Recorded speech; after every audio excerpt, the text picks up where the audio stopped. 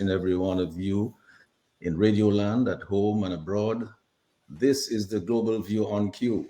We are live on YouTube and Facebook at Q95 FM Radio or YSQFM. Share the live. Invite your friends to join the Q family right now and get the latest breaking local, regional, and international news and happenings. Books. Acknowledge you on the other online streaming platforms. It's Tuesday, 22nd February 2022, just about 7:35 in the studios at Q95 right now. The big station, it's the 8th Tuesday of 2022. I'm your host, Sheridan Gregoire, Mr. G, and my distinguished guest tonight, Attorney Gabriel Christian, Pan-Africanist Dr. James Small. You will hear a lot about him tonight. Pan-Africanist Dr. Leonard Jeffries, him as well, both famous Black men. You're going to know a lot more about them than you might know right now. It's still Black History Month, of course. Our historic series on the evolution of Dominica's political leaders continues, their lives, their leadership, their legacies. And tonight we begin to make the transition from our discussions on our earlier past leaders. And from next Tuesday night, we're moving on to our more recent and present day leaders in Dominica. So in the meantime, our distinguished guest tonight will reference the works of freedom fighters who laid the foundation for the struggle for freedom and dignity of Afro-Caribbean, Kalinago, and other people of color, like the Student Nonviolent Coordinating Committee, SNCC, the NAACP, Uhuru Fighters, Black Panthers, and the progressive groups in Dominica, the Caribbean, and the North American region.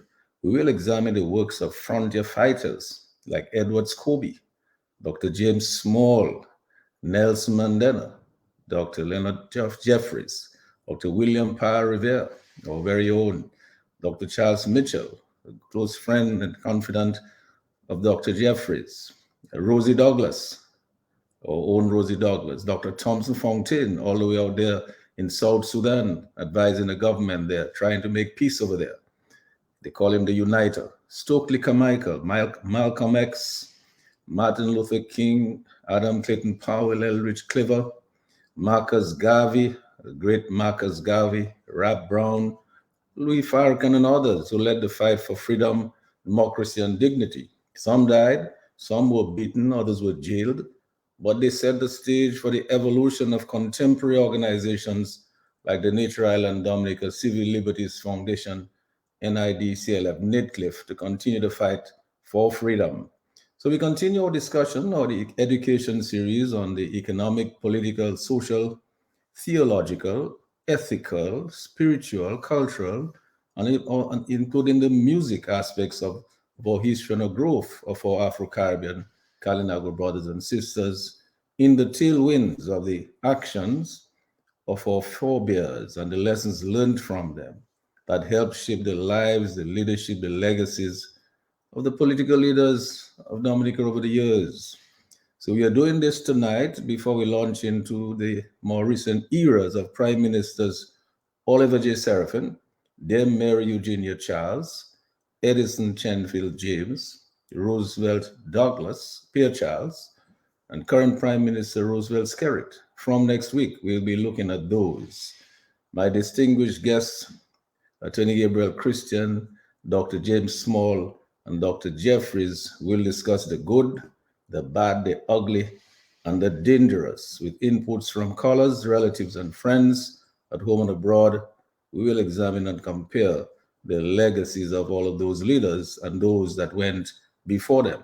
And we'll do so with no anger, no malice, no personal attacks, no vilification, no divisiveness. Just bringing back civility, a caring society, good governance, peace and love among our Kalinago and Afro-Caribbean brothers and sisters and friends of Dominica at home and abroad. So wherever you are in Dominica, in the region, and globally, join this conversation on the Global View on Q and have your say as you do every Tuesday with me, Mr. G, only on Q95, the big station. As usual, give a huge shout out, hugs, much love and appreciation, and a big thank you to our healthcare providers and frontline workers doing their best to keep us safe this deadly coronavirus and its new variants, often working under very difficult conditions. Please follow the correct advice, guidelines, and protocols. Play it safe, stay alive. Happy to have you with us tonight. We welcome and embrace you wherever you are, in every community in Dominica, in the region, and in the wider global community. You know the numbers. We're happy that our engineer Sheridan Norris is keeping us on the air, and Lambert Charles is on the console at Q95. He will direct the traffic, and the usual, he will direct your calls to us a little later on. We're going to get started now, and as I go first to Lieutenant Gabriel Christian to get the conversation going on the works of the freedom fighters who laid the foundation for the struggle for freedom and dignity of our Afro-Caribbean, Kalinago, and other people of color, like our own Edward Scobie, as I said before. And I will have I will ask Gabriel to open the innings with his own contribution, and then I'm going to ask him to do the honor of introducing Dr. Small as soon as he's made his contribution. But I wanted, Gabriel, as I go over to you, and you can open your mic in preparation for that. As I go over to you, I wanted to take a little look at a few things that are happening. Because we know that we talk about Pan-Africanism, how much of that is visible in Africa itself? I mean, the African countries, the leaders, are they getting along with each other and really creating that sort of linkage over there? Or are we seeing too much of this other people, the same colonialist type of thing? For example, we're hearing a lot about the Chinese in Africa.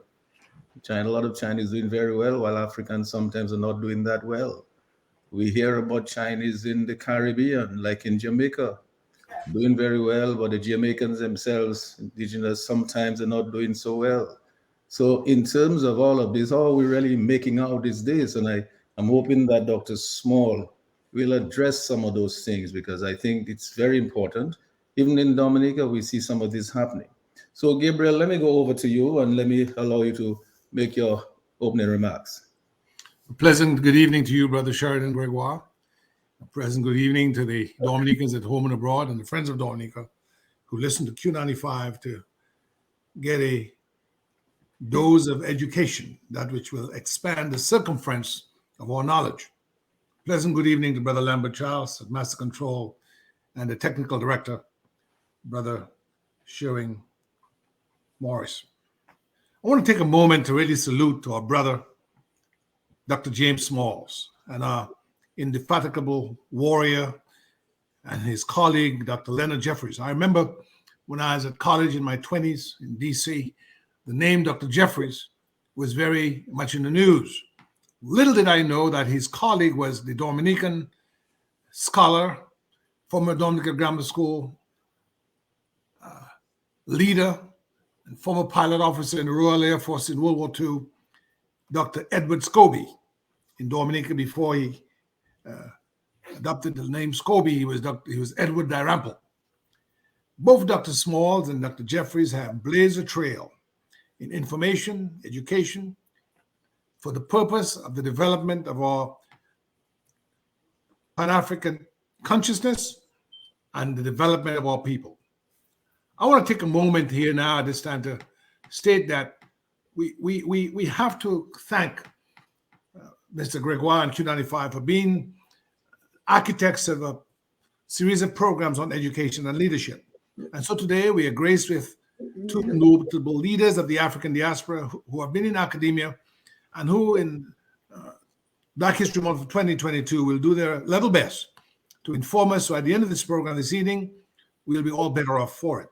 Before I go into the biography of the rather lengthy biography, and I'll try to be precise, of Dr. Smalls, I would like Dominicans who are listening to know that in 1900, at the first Pan-African Conference in London, there's a Dominican attorney by the name of George James Christian, who later went to settle in what is now the Gold Coast, and who contributed an essay, How Europe Has Made a Battlefield of Our Motherland, decrying the colonialism that was decimating African peoples.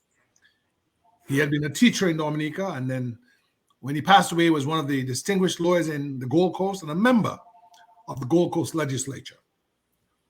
I also want to state that during the 1900s, after World War II, the leader of the leader of the Universal Negro Improvement Association in the Caribbean was no less a person than J. Ralph Kazemi. He represented the UNIA from Cuba all the way through Panama, and he was an organizer of the 1932 conference in Dominica on West Indian Federation and West Indian Unity. So again, Dominica has had a very profound impact, small though we may be, as a country that has promoted and prospered the philosophy of Pan-Africanism. If you move along, then you have Dr. Edward Scobie. After he served in World War II, he launched the largest Black-owned magazine, Tropics, in the history of the United Kingdom. I did not know that particular fact until last year when I did an essay on our diaspora. And tonight, Dr. Smalls and Dr. Jeffries will tell us much more about our beloved brother, Edward Scobie, who also authored many important works such as Black Britannia and the Global African Presence. I want to also state that when I first spoke to Dr. Smalls, he said, well, you know, you come from a small country, but a tough country. I said, what do you mean? He said, Dominica has provided the world with many greats. And he went on to tell me that he knew Ruzy Douglas. And so we know Ruzy Douglas was most likely, the record reflects, the most eminent Pan-African scholar and leader of the Caribbean in the 20th century. I want our listening audience to know that it was during COVID-19 that I came across the book, Moving Against the System, by David Austin of College in Montreal, who noted that Ruzy Douglas was the co-chairman of the Black Writers Conference of 1968 in Montreal, a few months before the uprising at Sir George William University. And the greats were there: Walter Rodney, Stokely Carmichael, Bobby Seale of the Black Panther Party. All of these great leaders were there in Montreal. In fact, Wikipedia notes that event as the largest Black Power conference outside the United States in the entire 21st century. So Dominicans, as a small country, we must be possessed of the dignity which comes or can only come from the knowledge of self. The Chinese are doing what the Chinese are doing. The Chinese are doing it because they have a knowledge of their Chinese history. Our governments in the Caribbean and in Africa do a poor job of providing a history of the African slave trade, of Africa before Europeans came to Africa, because we had civilization before they came to Africa, not after they came to Africa. If we are possessed of that knowledge, we can then stand up on our own 2 feet, and we can be much more resilient against predatory practices that have, in the United States, dispossessed Black people of their land. And in the Caribbean, places like Dominica, increasingly, local people are being edged out, obliterated from the economic mainstream because of wrong-headed leadership that has sold our patrimony for a mess of pottage. So, gentlemen, before going any further, let me thank you for coming on. And I want to give thanks to my wife, because it was my wife who listened to a program, a short speech by Dr. Smalls a week or two ago. He has since told me it was an older speech where he spoke emphatically about the importance of Pan-Africanism. And I reached out to him, and he was so kind to come on board. So who's Dr. Smalls? I'll talk about him first because we'll start with him, and we'll get to Brother Jeffries. Dr. Smalls is an activist and has been an activist since his teenage years. His in-depth knowledge, thought-provoking, and calm delivery are influential elements to break the programming of miseducation. He studies extensively with Dr. John Henry Clark, Dr. Joseph A. Ben Yochanan, Dr. Leonard Jeffries, Dr. Ivan Van Sertima, Dr. Asa Hilliard, Dr. Wade Nobles, Dr. Amos Wilson, Dr. Francis Quest Wellesley, and certainly he told me he was mentored by our very own Dr. Edward Scobie. For 11 years, Professor Smalls served as the principal bodyguard to the late Ella Collins, the sister of Malcolm X, the then president of the Organization of Afro-American Unity.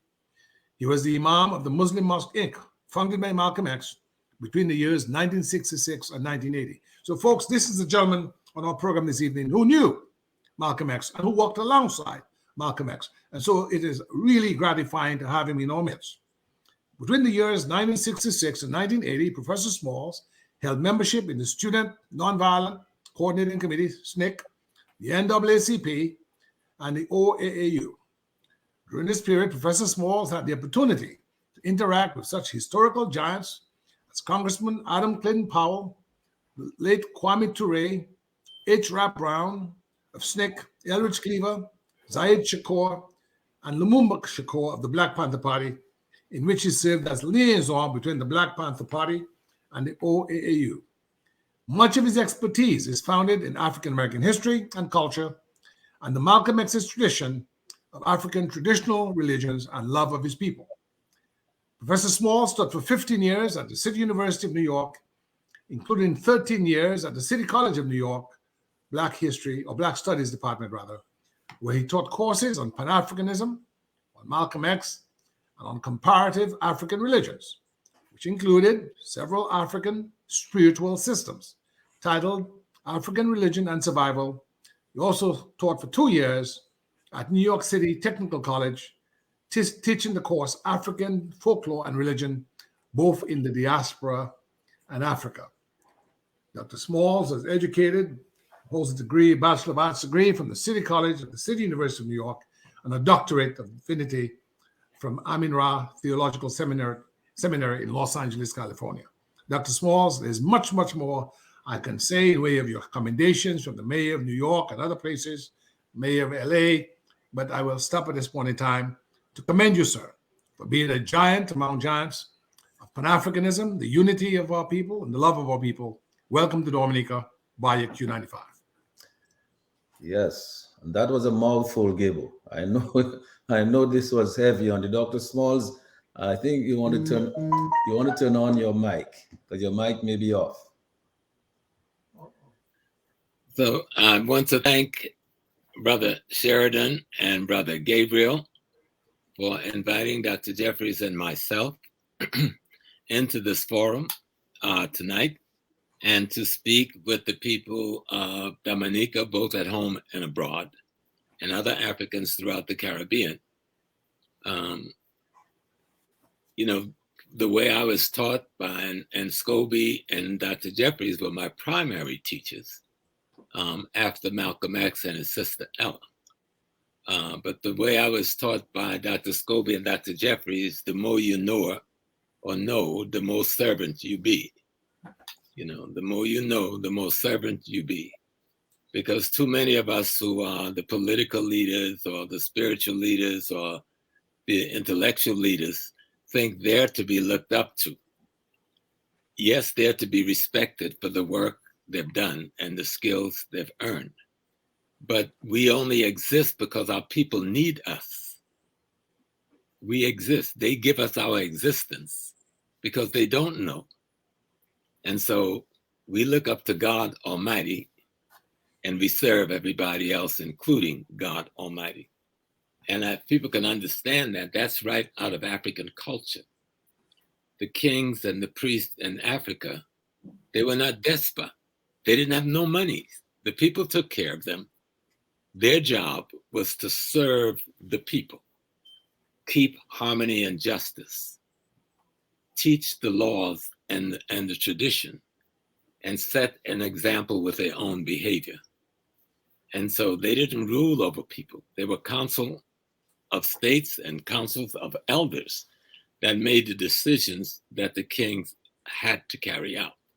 And so when we think of democracy, you find that its birthplace is not in Europe at all, but you find that its birthplace is in ancient Egypt, ancient Kush, ancient Mali, ancient Ghana, those great African empires, the Swahili state, the great Swahili empires, the great Manamatapa Empire in Southern Africa.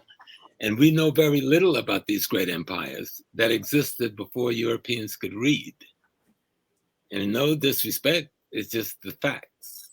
And when we went into Europe in the 800s, through Spain and into France, we built their first universities. We brought the first soap. We brought medicine and books that was printed. People had never seen that in Europe before the 800s, you know?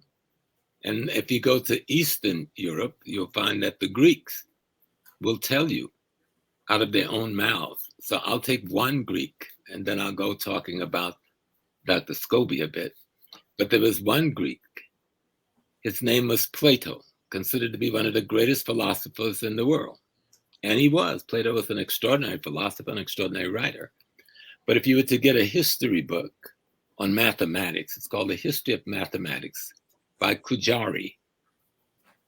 Chapter 1, in the introduction, he quotes Plato from one of Plato's biggest writing, the Phaedrus, P-H-E-D-R-U-S.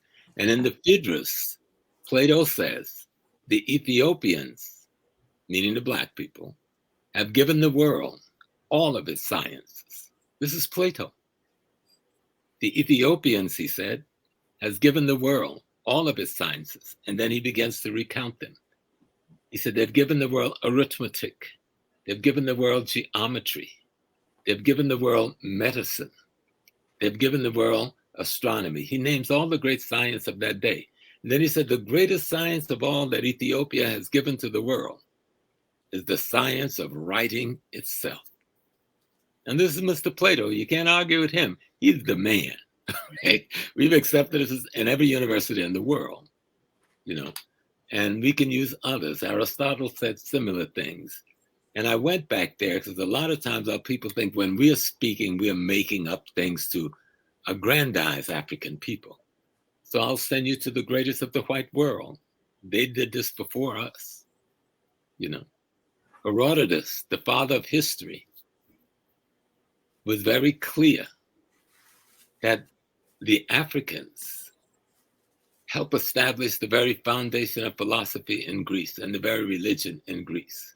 Homer, in his great Odyssey and Iliad, which is considered in the European world the first book, in the Odyssey and the Iliad, he said, all the gods, this is Homer, and he's a great man, all the gods of Greece must return to Ethiopia every season to renew themselves.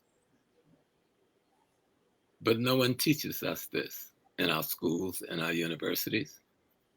But it's important you understand that so you can see we're not making up stories to aggrandize ourselves. We're trying to tell history as best we can. And so something happened in Africa. Wars occurred. People invaded our lands. For 1,500 years, the Turks who ran the Islamic system was running slavery in Africa. And then the 1400s came and they brought their enslavement system to the Western Christians who came under the Catholic Church. And one of the first places we were extracted out of Africa and brutally brought across the Atlantic and landed in this place, Dominica, is among one of the first places where the Africans were taken. Starting in Dominican Republic, what is Dominican Republic, Haiti, until we get down the chain to Dominica. And yet those Africans in that small little island that you live on have proven to be some of the most extraordinary humans in the world in terms of their contribution. I could talk about Dr. Scobie, but I would really like you to keep me back for the political and economic discussion. But the man, Scobie, was the deputy director of the most powerful Black Studies department in the United States of America, led by Dr. Leonard Jeffries. He was Dr. Jeffries' deputy. And together they ran that department with more. We were the largest. City University is 19 campuses. And we had almost 3,000. Am I getting it right, Dr. Jeffries? Yes. 300,000. At City College alone, we had 2,500 students, you know, when I enrolled there. But when you add the 19 colleges, you have tens of thousands of students.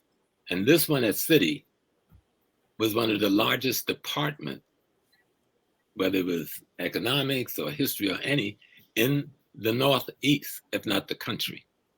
And it was led by Edward Scobie and Leonard Jeffries. And so I'd like Dr. Jeffries to really introduce you to Dr. Scobie. I could always greet my little babies. They come by, look and say hello. Now go. Hi, how you doing? Excellent. So I think if we would bring Dr. Jeffries in and let him introduce the Dr. Scobie that he worked with, and then I can come back and talk about the aspect of Dr. Scobie as my professor. He will talk about Dr. Scobie as the historian, as the writer, as the administrator, as the political leader, because under the leadership of these two brothers, we carried out some of the largest student takeover of university systems in the country. At one point, we closed down, I think it was 19 campuses. And it was only open because Dr. Scobie and I went in and negotiated with these hundreds of thousands of students to give the school back to the administrators, you know. So he was an extraordinary man, but the students loved and respected him at a level it was hard to imagine. When that man with that gray hair walked those halls, everybody gave him the respect too. So I think, Brother Christian, if you'd bring Dr. Jeffries in, and then we would go deeper into Dr. Scobie. Thank you, Brother Smalls. Yeah, thank Brother you. G, would you like me to introduce him? Well, here's what I would say. First of all, I want to thank Dr. Small for this brilliant introductory remarks. I also want to shout out Dr. Jeffries because he was a little bit getting here, but he's here now, and his presence obviously gracing us with, I'm very happy to have you, Dr. Jeffries. And Gabriel, I could say some things about Dr. J, but I feel that I do not know enough, and maybe my voice is not as strong as yours. You thought that the brief bio that you gave of Dr. Small was a mouthful. I suspect you're going to have a bigger mouthful when you introduce Dr. Jeffries. So let me let you introduce our esteemed Dr. Jeffries. Thank you very much, Brother G. Thank you very much, Professor Smalls. You're welcome. Good evening again, Dr. Jeffries. Yes. I'm going to be as brief as I possibly and humanly can. Leonard Jeffries Jr. is a former university administrator, professor, and Pan-Africanist. Was born on January 19th, 1937 in Newark, New Jersey, to Leola Smith Jeffries of Lynchburg, Virginia, an office secretary, and Leonard Jeffries of Akron, Ohio, a tailor at Irvington Cleaners and Dryers. Reared in Newark's Roosevelt section, Jeffries attended Mount Sinai Baptist Church and McKinley Junior High School. He graduated from Barrington High School in 1955, whose alumni included Amiri Baraka, class of 51, Donald Payne, class of 52, and August Mayer, class of 40. For those who do not know, Amiri Baraka is a famous African-American poet, otherwise known prior by the name Leroy Jones. Yes. Jeffries was a government honors graduate at Lafayette College in Eastern Pennsylvania, awarded a Rotary International Fellowship to attend Switzerland's University of Lausanne, 1959-61. Jeffries studied law at NYU and obtained a Columbia University MA in 1963. As a Rockefeller Foundation and Whitney Opportunity Fellow, Jeffries in 1972 earned the Columbia University PhD in political science under the direction of Elliot Skinner, Emmanuel Wallerstein, and Gray Cohen. Brother Jeffries, while a City College of New York instructor in 1969, joined with John Henry Clark to establish the African Heritage Studies Association, ASA, from 1969 to 1973. From 1973, Jeffries was chair of the Black Studies Department at San Jose State College in San Jose, California, where he promoted the idea that unlike traditional academic disciplines, Black studies was intimately related to the community.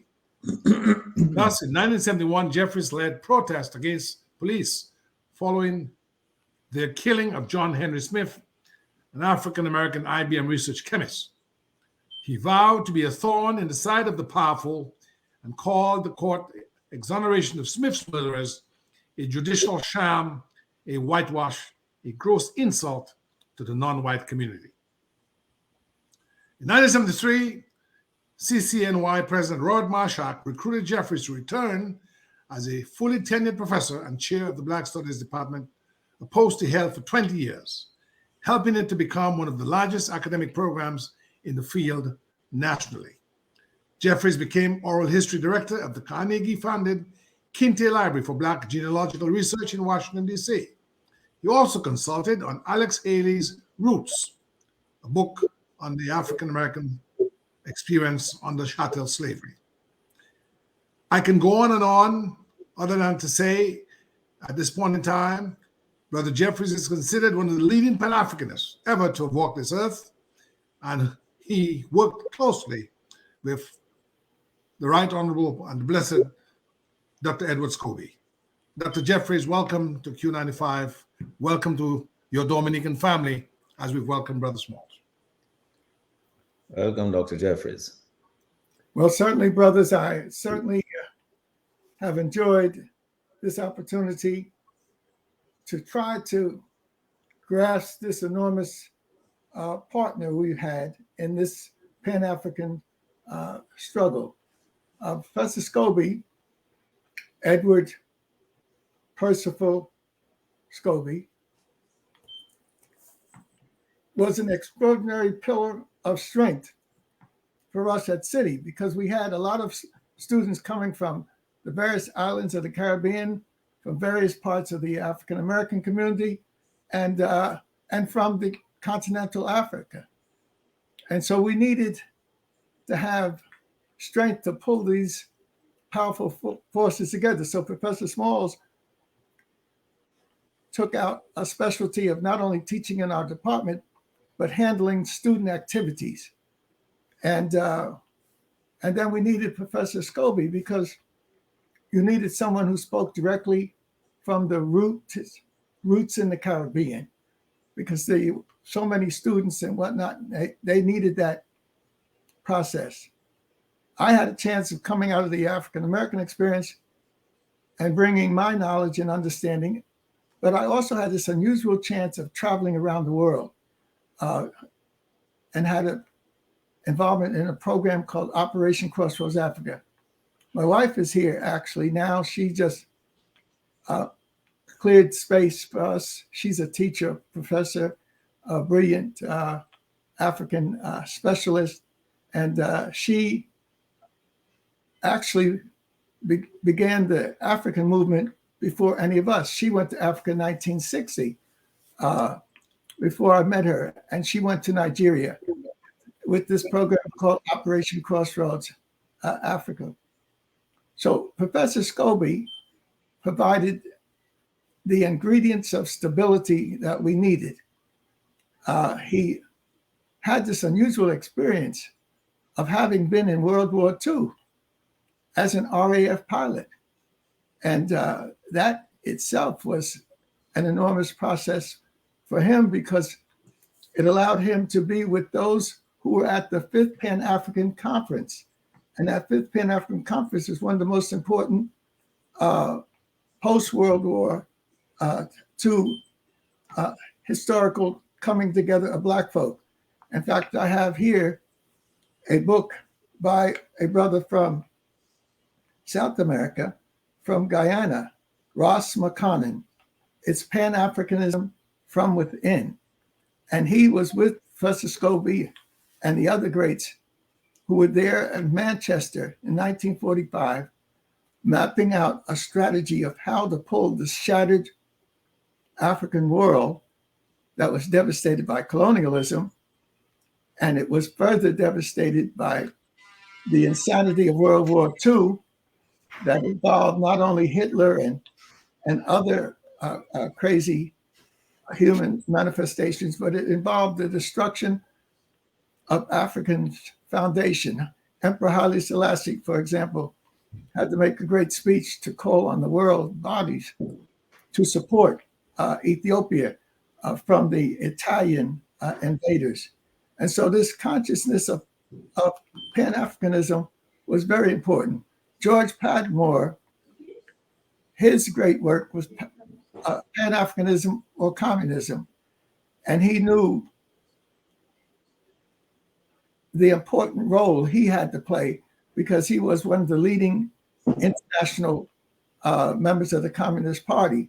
And in fact, he began to see, once the brothers from Nigeria and from Ghana and South Africa came together, that the communists movement that he had been a leader of was not serving African interests. So they moved into collectively these young men and some women, because Marcus Garvey's wife was a part of the Fifth Pan-African Conference in Manchester.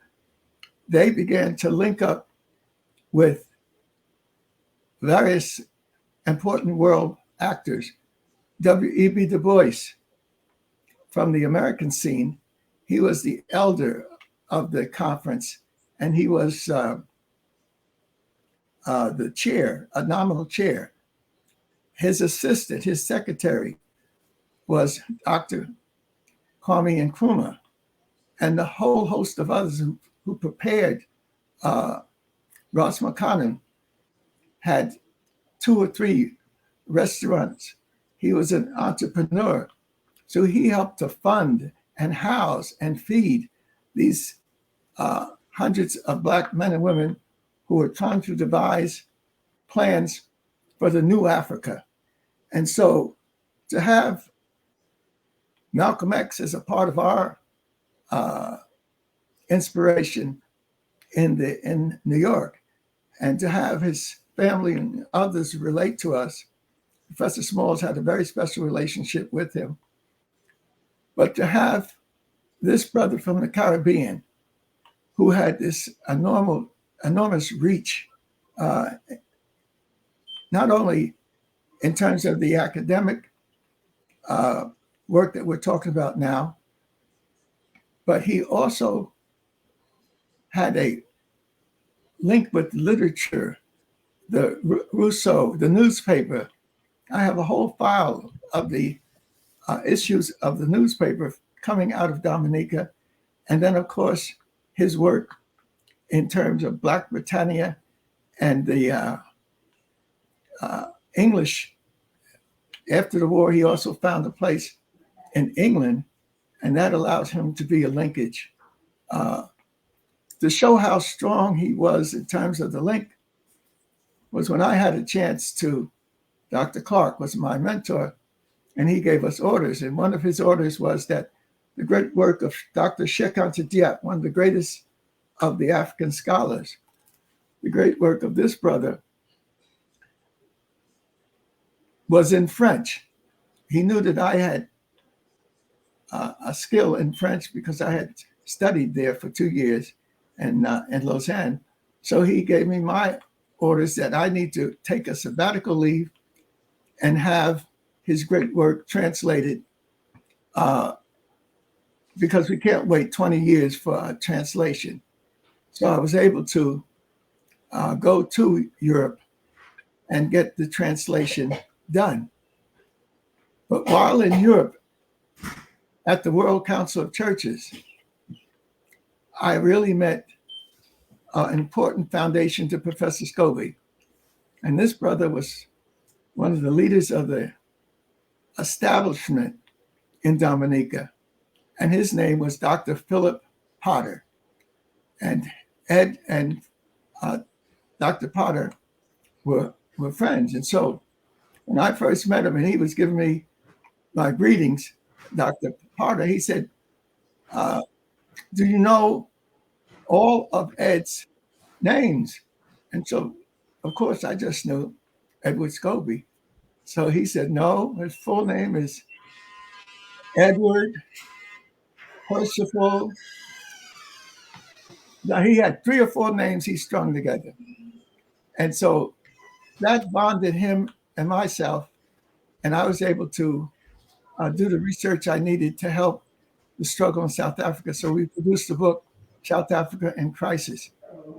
Now, while I was away, the leadership had to be passed on to Professor Scobie, and he was able to stand in not just as a deputy, but as someone who had a major role to play to keep things together.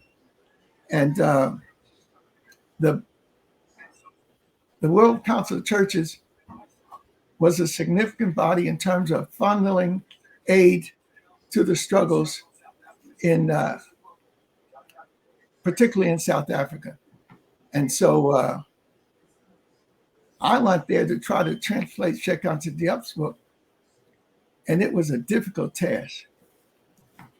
So I had a chance to tell Dr. Potter that the churches were not doing enough in South Africa in that struggle in Southern Africa, and they needed to have more assistance from the churches. And so Dr. Potter said, Dr. Jeffries, if you don't think the churches are doing enough in the struggle in South Africa, I'm going to put you in charge of the task force to deliver aid to South Africa. And that was an enormous responsibility, but I was glad to take it because translating Sheridan Diop's book, because it's so much of the scientist speaking to the world of science, I was glad to put it on the shelf and get into the struggle in South Africa. And so Professor Scobie and myself continued to do the work together. For example, when they had a reparations conference, Professor Scobie was not only able to send his paper on reparations to the conference, but a famous speech I made about education, the so-called Albany speech, saying that the European world system is not treating and teaching African peoples directly. So that speech, which was so significant, we had the lawsuits around it. An African from the Caribbean who was Scobie's partner, but he was very different from Scobie. And an African from the Caribbean, Dudley Thompson, instead of being a tall giant like Professor Scobie, he was a short one. But again, he was a dynamo. In other words, he was an RAF pilot.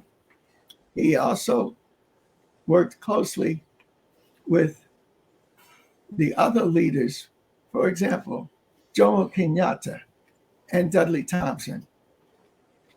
Dudley developed his legal skills and he used them to save the Mau Mau movement and Jomo Kenyatta. I have one of the books I was looking for. I have it in the back. It has on the picture, on the cover, from Kenya to Kingston. And that was, these brothers had a thing going. And so I was glad to be in the middle of all of it. Now, most people don't realize that this RAF pilot, Dudley Thompson, and I were born on the same day. It was Dudley, January 19th, 20 years apart. But he said to me, I'm going to adopt you. I'm your uncle. I'm going to work with you. In other words, this is the beautiful thing, that he saw my potential and he didn't hesitate to bond with me and to create a powerful togetherness. And what I was trying to say was that Dudley Thompson was in charge of he was in charge of the Pan-African Conference that they had on reparations. And that was produced by the president of Nigeria, Dr. Abiola. But who was in charge of the conference? Dudley Thompson. And so all these great scholars were able to put together, and leaders, to put together their statement on reparations and the need for them and what should be done. And what our brother Dudley did, he realized, my lawyer had said that we have a legal trial fighting for academic freedom, and that we cannot, you can't leave the country to go to the conference in Nigeria because the trial is too important. So I had to stay. And then Scobie also, he would have been a witness at the trial. So he could not go to the reparations conference. But Dudley Thompson took our papers, the Albany speech and Scobie's article on reparations, and they were put together as part of this international conference. That's the type of relationship and brotherhood and togetherness that has not been properly explained and needs to be dealt with. Kwame Ture, But Dr. Jeffries, I mean, when I listen to you now talk about Edward Scobie, I mean, I don't know if you realize that, but most Dominicans know very little about Ed Scobie. Okay. Any Dominican that's maybe 40 years and younger, unless they've been reading, they know very little about Ed Scobie. So the information that you're giving us tonight is valuable. I know that we will have to take some calls, and Yes. I'm going to, because people will want to know more from you about some of these folks that we're talking about, especially knowing that you've rubbed shoulders. If so many of these elites, these people who are so knowledgeable and played such a leading role in Black African history. So, I mean, I really would like, I want you to continue a little bit, but I just wanted to let Lambi know that we will take the calls if they're coming in, Lambi. So if there's any calls coming in, please interrupt us, because we really want to give the people an opportunity to ask as many questions, because we're not going to have Dr. Jeffries and Dr. Small here every night. So now that we have them, if the people have questions, we'd like them to answer the question. Gabriel, I know you were itching to say something while Dr. Jeffries was talking. Thank you so much, Brother G. I actually found a photograph in front of the White House with Dudley Thompson, Royal Air Force Flight Lieutenant, Aldrich Cross from Trinidad, Thompson was from Jamaica, Royal Air Force, and of course my dad, Wendell Christian. In June of 2009, we brought them here for Operation Caribbean Glory. Tribute. So he was at the office. I've sent it to Dr. Smalls and Dr. Jeffries. I sent it to you, to Sheridan. And, it's interesting. Dr. Jeffries and myself and Smalls were at the same church for his funeral, but we didn't know each other. We had Holy Trinity in Kingston in 2012. And Dr. Jeffries told me that he gave him his last ride. He actually passed away while riding with him in New York City. And they were at a conference. Up to age 94, thereabouts, Dr. Jeffries was with, up to age 94, Dudley Thompson was still working, even if he sometimes had to be relegated to a wheelchair. And so this is a message to our young people, to really plumb the depths of our history, to study our history, study our greats, so we can be possessed of that dignity and that courage to overcome the challenges that we face. Yes, and as we say that, I want to go briefly back to Dr. Small. Because Dr. Small, you see, as Gabriel said this, we have to make the transition, because look, these forebears, they said so much for us in terms of work ethic, generally ethics and spiritualism and theology and culture, in music, the arts and so on. And as you can see, the Africans were the leaders in all of these areas there. I want you to let's talk a little bit more about it, because we have to go into how all of the politics and the economics and all of that developed, all the music. Talk to us about it, because I know that you're very, very well informed about many of those areas there. Two things for the young people, the younger people. And just as you go, can I ask Dr. Jeffries maybe to turn off his mic temporarily, and Gabriel as well, so we don't get feedback while Dr. Small is talking.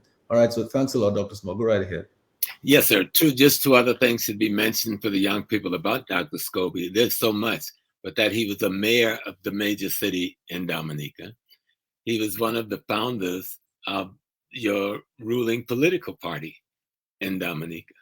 And all the things he did when he left Dominica out in the world that Dr. Jeffries was talking about, and that's just the drop in the bucket.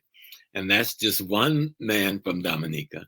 We had also Bill Revere, who I heard passed in November, working on the staff of Dr. Jeffries and Dr. Scobie, another Dominican at City College. When I talk about the power of Dominica, the young people need to see and study these people, because these were your models, and they were great models. And I know this is carnival time right about now, yes? And my cousin, who's on her way from Ghana tomorrow, so she couldn't get on with us tonight because she's traveling from one area to the other, but she's studying at Columbia University, the retention of Africanism in Caribbean dance, music, and carnival. And one of the places she spent most of her time studying and filming is in Dominica. And so I asked her, could I use your name? Because I know somebody will know you, because she's in and out of taxis, staying at guest houses months at a time. and her name is Olabayo, you know, and everybody knows Olabayo. And everybody took care of her down in Dominica while she was there. But in studying our dance and our music, you know, a lot of people say, oh, we lost our culture when they took us from Africa. Oh, we lost everything, but we didn't. When you look at Carnival and you watch those dance steps and those body movements, take photographs of them, take videos of them, and you can go back to Africa among the Ewe people, the Yoruba people, the Akan people, and so forth, and you will see the same dance you're doing in Carnival. You just dress differently from where they were dressed back then, but the foot movements are the same. The arm movements are the same. And the drum rhythm, those drum rhythms that you're playing that you think just came out of the blue, no, they came from Africa in your heads. And you retain that history in the drum. And a lot of those rhythms is telling the story about our experiences. Even when you look at musicology and you're talking about the type of music and where it came from, you know the difference between African music and other musics because we come with something called polyrhythm. So if you see a young lady dancing, her hands swaying one way, the left hand, the right hand's going another way, the feet's going another way, and she's doing these 4 things at a time, and we just say, oh, that's just Black people, that's just African rhythm. No, in music, that's called polyrhythm. No other culture does that, except Africa. Other culture must do 1, and then 2, and then 3, then 4. We do 1, 2, 3, 4 at one time. So that's the music that became calypso. That's the music that eventually evolved into reggae. It is those beats that came from Africa that give you those different levels of rhythmic expression, and especially in the dances we see at Carnival. Not just the dances, but the type of costume. Where did that costume come from? When you look at the costumes, you'll see that those are like what we call almost hieroglyphs. But instead of being written on the wall, it is a clothing design or a hair design. So you will see, if you look at one dancers, you will see all of the implements of a Shango, the great king, with all of his colors and feathers and mostly dominated by red. Or you'll see the Yoruba goddess Oshun, which is dominated by yellow feathers and certain kind of arrangement, and her dance is always kind of sensual. Or you'll see the Ogun. He's always carrying either a sword or a hammer, and he's usually green and black, and he's the tough guy. And those are the spirits you brought from Africa, and you saved it in your carnival. They didn't have no carnival in Europe. Nobody in Europe did carnival. You'll only find these celebrations in Africa. And in Ghana, it may be called the Odrira Festival. And Ashanti, it may have another name for the festival. But these are the festivals that begins the beginning of the New Year's. You know, harvesting is over. We've eaten well. We are celebrating, you know, the great harvest. We are celebrating it. And you're praising God with your dancing. You're praising God with the colors. You're praising God with your drumming. And you can close your eyes and listen to that festival in Dominica, and go to Nigeria, Ghana, Kenya, and close your eyes if you're from Dominica and not realize you're not still in Dominica. Because it's in the music. The message is in the music. The message is in the dance. The message is in the retention of drum rhythms. But not only that, there's folklores, stories that go with each of those dances. You know, we learn about the different folklore and what this one did. There was one folklore that I like, and it's about the farmer, and it's a Nigerian folklore. And this farmer is he's I forgot the name of the Odu, Obara. And this farmer, he is like in the woods, and he's farming his farm, And then there's this man, he's a hunter. He decided, I want to get rich. So he goes and says, I'm going to look for the god of the forest and tell him I need wealth. Give me gold, give me something. So he goes into the forest and he tells God, I know this is you who have come to me. So make me rich so I don't have to work so hard. This is the hunter man. But the farmer, he's steady planting his ground. So God gave him a bag all tied up and says, here is your wealth. And he goes home and he's so happy. He thought he had gold or silver. He gets home, he opens the bag and there's nothing but seeds. So he said, what kind of thing is this? God just play a trick on me. Give me some seed. What's the seed for? And so he says, I don't want no seed. I want wealth. So he goes and he gives the seed to the farmer and says, here, you plant all the time. You take the seeds. And the next season, the farmer planted the seeds and become the wealthiest man in the county because God had given him some special pumpkin seeds.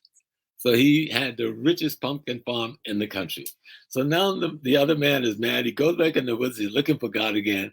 How come you didn't tell me the pumpkin seeds was? He said, you asked for wealth. I gave you wealth. You had no respect for the type of wealth I gave you. Mhm. So all through our cultures in the Caribbean and in Dominica as well, these little folk stories are there, telling us about our principles, telling us about building character. But we don't pay attention to it because we don't know where it came from. So study your history and you'll get rid of the other people's mystery. And you'll see your ancestors clearly teaching and instructing you with every pan beat, every drum beat, every rhythm dance. Every color you made your costume out of it means something. And you brought all of that from Africa, but you couldn't let them see what you brought. So you disguise it in your new culture, but you remember the disguise. But what has happened now, because we haven't been telling our history, our people don't remember why we created the disguise. But are we Dr. Small? Are we maybe the new generations? Are we losing some of that? Because if we look in the region now, we see the Trinidad Carnival is totally different from ours in Dominica in terms of the costumes and the way they do their mass. But the point is, a lot of that is being imported into Dominica now. Mm-hmm. So you see less of those costumes and these traditional bands and more of the Trinidad type, of course, Trinidad type of band. And then, of course, when you talk about the morals and the ethics and the principles and so on, I mean, are we losing some of that as well? Because we see our new generations are changing. It's not like, I mean, are we really? Because even we see, for example, some of our political leaders, we see what is going on in the region. It's not dissimilar to what happens in some of the African countries, right? I mean, we hear, for example, of the Mandarin being taught in school in Africa as a language, and yet some of the African languages may not be taught there. We look in our region, in the home of our great Marcus Garvey in Jamaica, you might see a predominance of the Chinese people there. They've more or less taken over. I mean, even in all the islands as well, we see that happening. I mean, what do you think? Well, one of the key things is, Marcus Garvey taught us this, Elijah Muhammad, all of our great leaders taught us you must know yourself. You must know your history. We are not insisting on having our children learn our history. In the Caribbean, in Africa, in the United States, we're still getting either colonial curricula or slave curricula. Those curricula was designed for us not to compete in the world's marketplace, but to be laborers for the competitors. And so until we return, until we can talk about Dominica and talk about, yes, there's a deep Christian tradition there. But if you go into a white church in Dominica or a white church in England, say the Methodist Church or the Anglican Church, then you come to one in Dominica, it's two different churches. What is the difference? One is an African church and one is a European church. But if you don't have that discussion with the child, you don't say, let's look at what's in our church that's not in their church. And look at what's in their church that's not in our church. And you see the difference in culture. And you see you didn't lose everything. You see that you simply hid them here and use them here and start exposing our history to our children. But psychologically, you grow from what you know. And if you only know the way of the enemy, which is a way of suppressing your being, then that's what your life will be doing. Suppressing yourself, suppressing your people, suppressing your culture. But if you know the way of your ancestors, you know that history, which is such an extraordinary history, because you didn't get defeated in Dominica. The Europeans had to pack up and leave. You won the war. You still have some victories to tie up, but virtually you won. But people make you think you lost. Now, how do you change that paradigm in the discussion, right? You must know the history and the details of that history.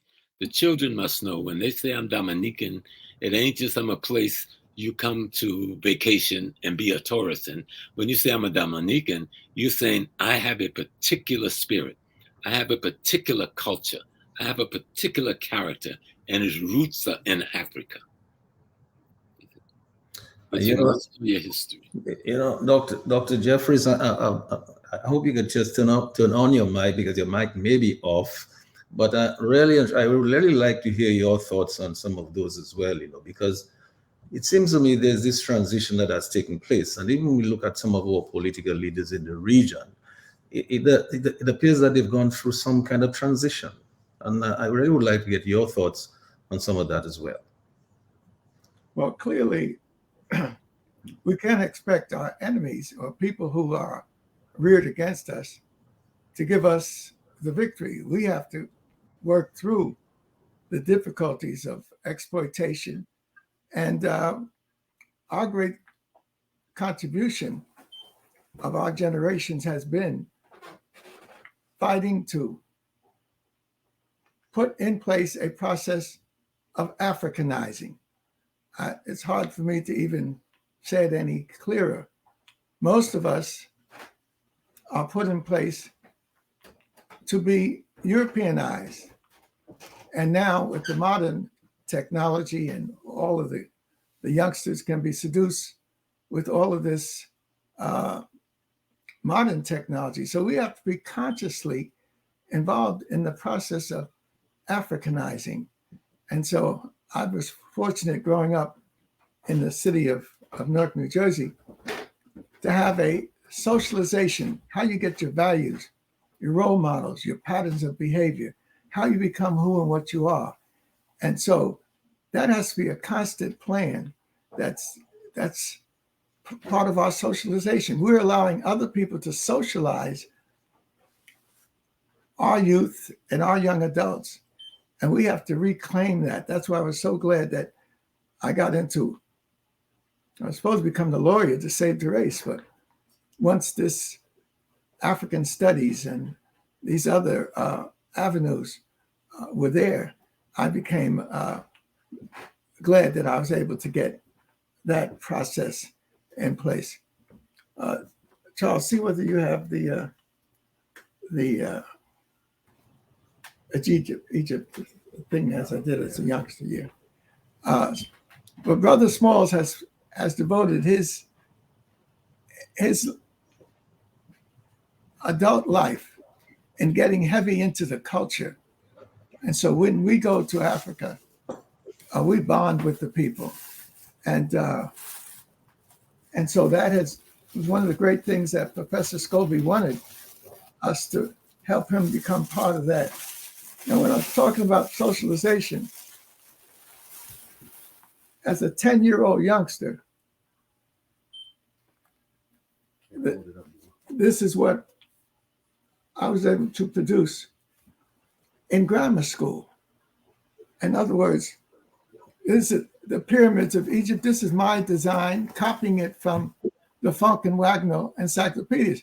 So I used to have a thing where I say, "Where's the funk?" I told my students, I'm going to put a chapter on "Where's the funk?" Dr. Jeffries, why are you trying to be so cool all the time? I said, no, I'm talking about the Funk and Wagnall encyclopedia. Now, this was my design as a young 10, 12-year-old. And the paper, the work in it, a 21-page paper analyzing the Nile, the overflow, and whatnot. So that's why I said that my mother and the community around me took us youngsters and began to give us the foundation that we needed. Now, this got me a C. Here's a 21-page handwritten analysis copied from the encyclopedia. Then my next paper was on Mesopotamia.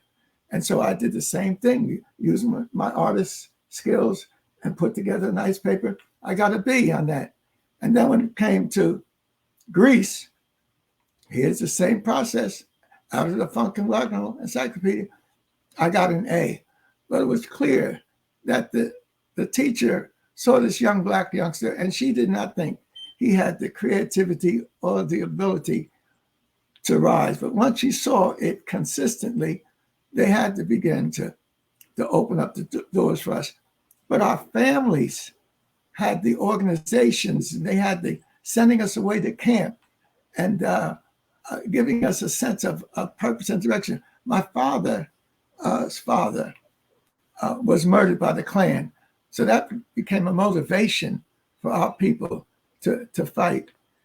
The organizations they had in rural Georgia and Virginia, both sides of the family, they were Masons, they were Eastern Star, they were farmers, they built their own schools, they processed their own crops, etc. And so we have to learn that there's an economic, political, and cultural dimension that we have to make a part of our teaching process. And one of the works that I did, and well, a young fellow did this. This is one of our students. Well, he wasn't even our student. He went to the internet and was able to pull off of the internet the material to produce this book on Dr. Jeffries, My Life, My Story. And he's using the pyramid as I used it: economics, politics, and culture, mind, body, and spirit, female, male, and the youth. So this is an example of what someone can do, inspired by the work of others. And so we're going to make, since he got all of this off of the internet, we're going to be able to talk to him to make copies of it. And inside, he has a picture of my growing up, my development. He has pictures of me with the Nigerian leaders. He has a picture of me with Percy Sutton, me with Alex Haley. Professor Scobie had a chance to work with me on the Alex Haley project.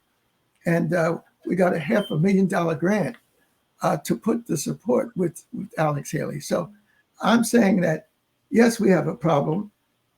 The problem is the transmission of knowledge. And you just can't send your child to a school and think that they're going to get the knowledge, and you're not monitoring it, and you're not growing yourself. And so this particular volume that the brother has includes me being installed in Ghana, in two different places, Agogo and Elmina. My wife and I with Alex Haley at the village of Jufere, where Alex had his family connection. And so hands-on is required, but we have to continue to grow, and so that we might be able to step up. Scobie had one of his great books was Black Britannia, A History of Blacks in Britain. This is his seminal piece. But of course, African Global Presence. And here's another one of his books. So as we teach our young people, our youngsters, our teenagers, we need to get into the knowledge ourselves. Now that Scobie's partners, Ivan Ben Sertimer, Jan Carew, they formed a collectivity to support each other. And then Kwame Ture, our brother from the Caribbean, who got into the struggle in the South, and Michael Thurwell, his partner, and him produced a monumental work, Ready for the Revolution. And this brother, and one of our real treasures, coming up from the South, just like Dr. John Henry Clark coming out of Alabama, Georgia, he came out of Mississippi. And he did not get education in the public school system. There was no decent public school system, but his family and the community and the churches gave him a start. And once he got moving out of Mississippi, he went up to Morehouse and got his first degree in Morehouse. And then he came up into the North and got his degree in psychology. But you see, Dr. Jeffries, all of what you're saying is so inspiring. I mean, Gabriel, when you think about it, Dr. Jeffries spoke about the whole question of the family structure. And I know that Dr. Smalls wants to add to that. But I mean, he spoke about the family structure. He spoke about the transmission of knowledge.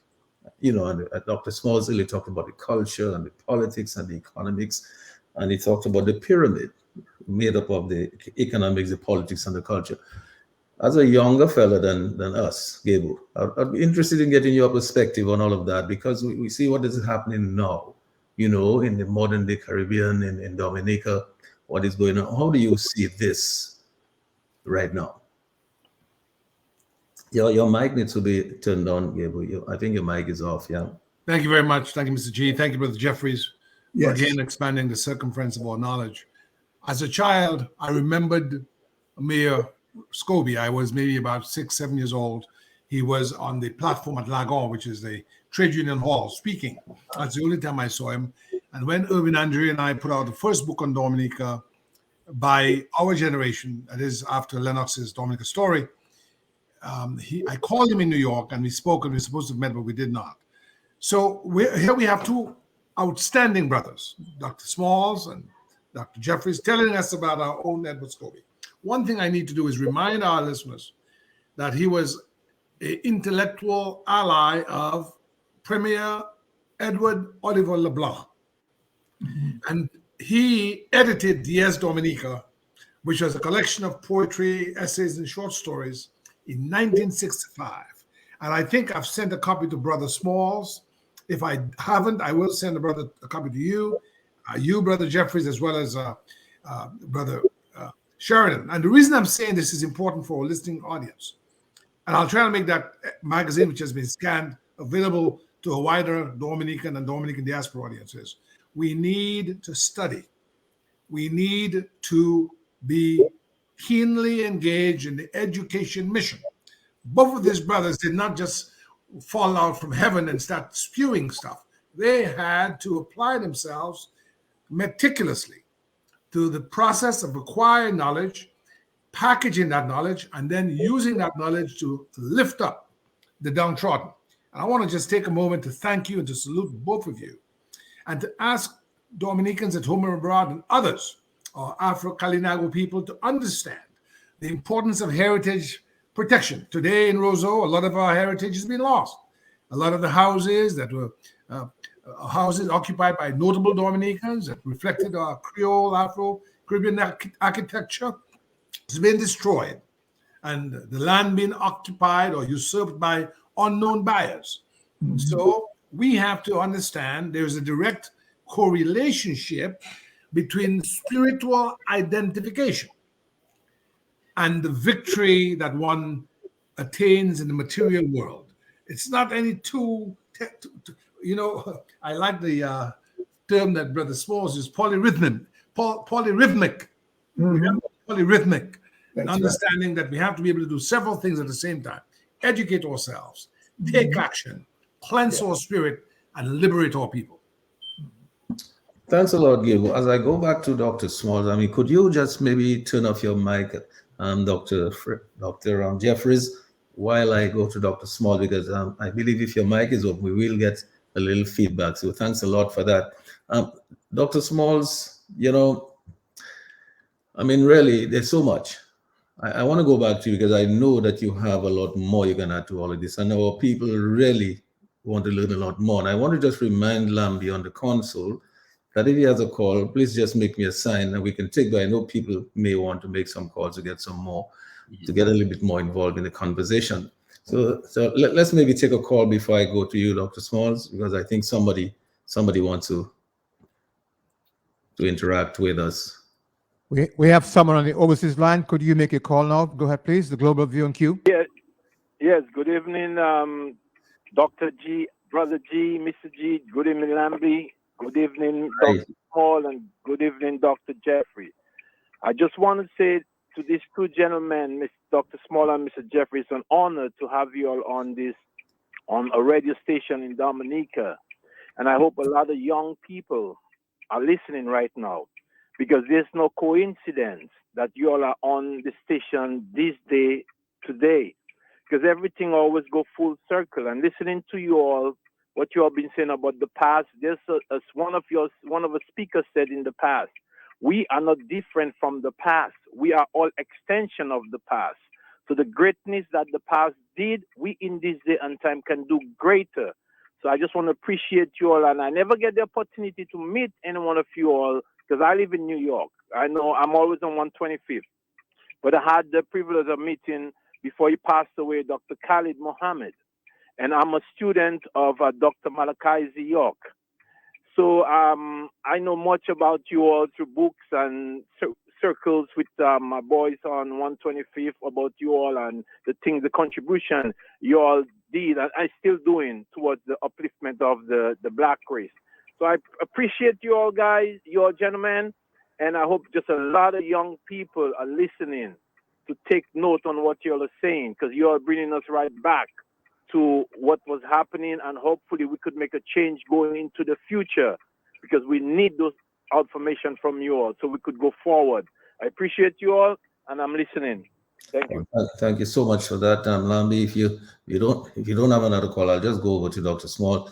Dr. Small, let me go over to you. Yes, sir. I just want to come in on, we'll say, lamb back, not piggyback on what Dr. Jeffries was saying, because he likes to say, no, we don't want to piggyback. We want to, that, and I know folks don't like to say, but I'm a Freemason. And a lot of times the young people, well, how are you going to be a Freemason and a radical and a Pan-Africanist and this? Most of our great leaders were Freemasons. Okay. Most of our great leaders were Oddfellows. Most of our great leaders were Knights of Pythias. And we still have these institutions. Those were the institutions that saved us after slavery and colonialism. But we don't use them anymore like we used to. We join them now for prestige's sake. But we don't use them to teach and guide our young people, mentor them, and rites of passage them into manhood and womanhood. The Eastern Star, the Daughters of Ruth, the Daughters of Isis. And so I think, and I know a lot of these institutions are in the Caribbean still.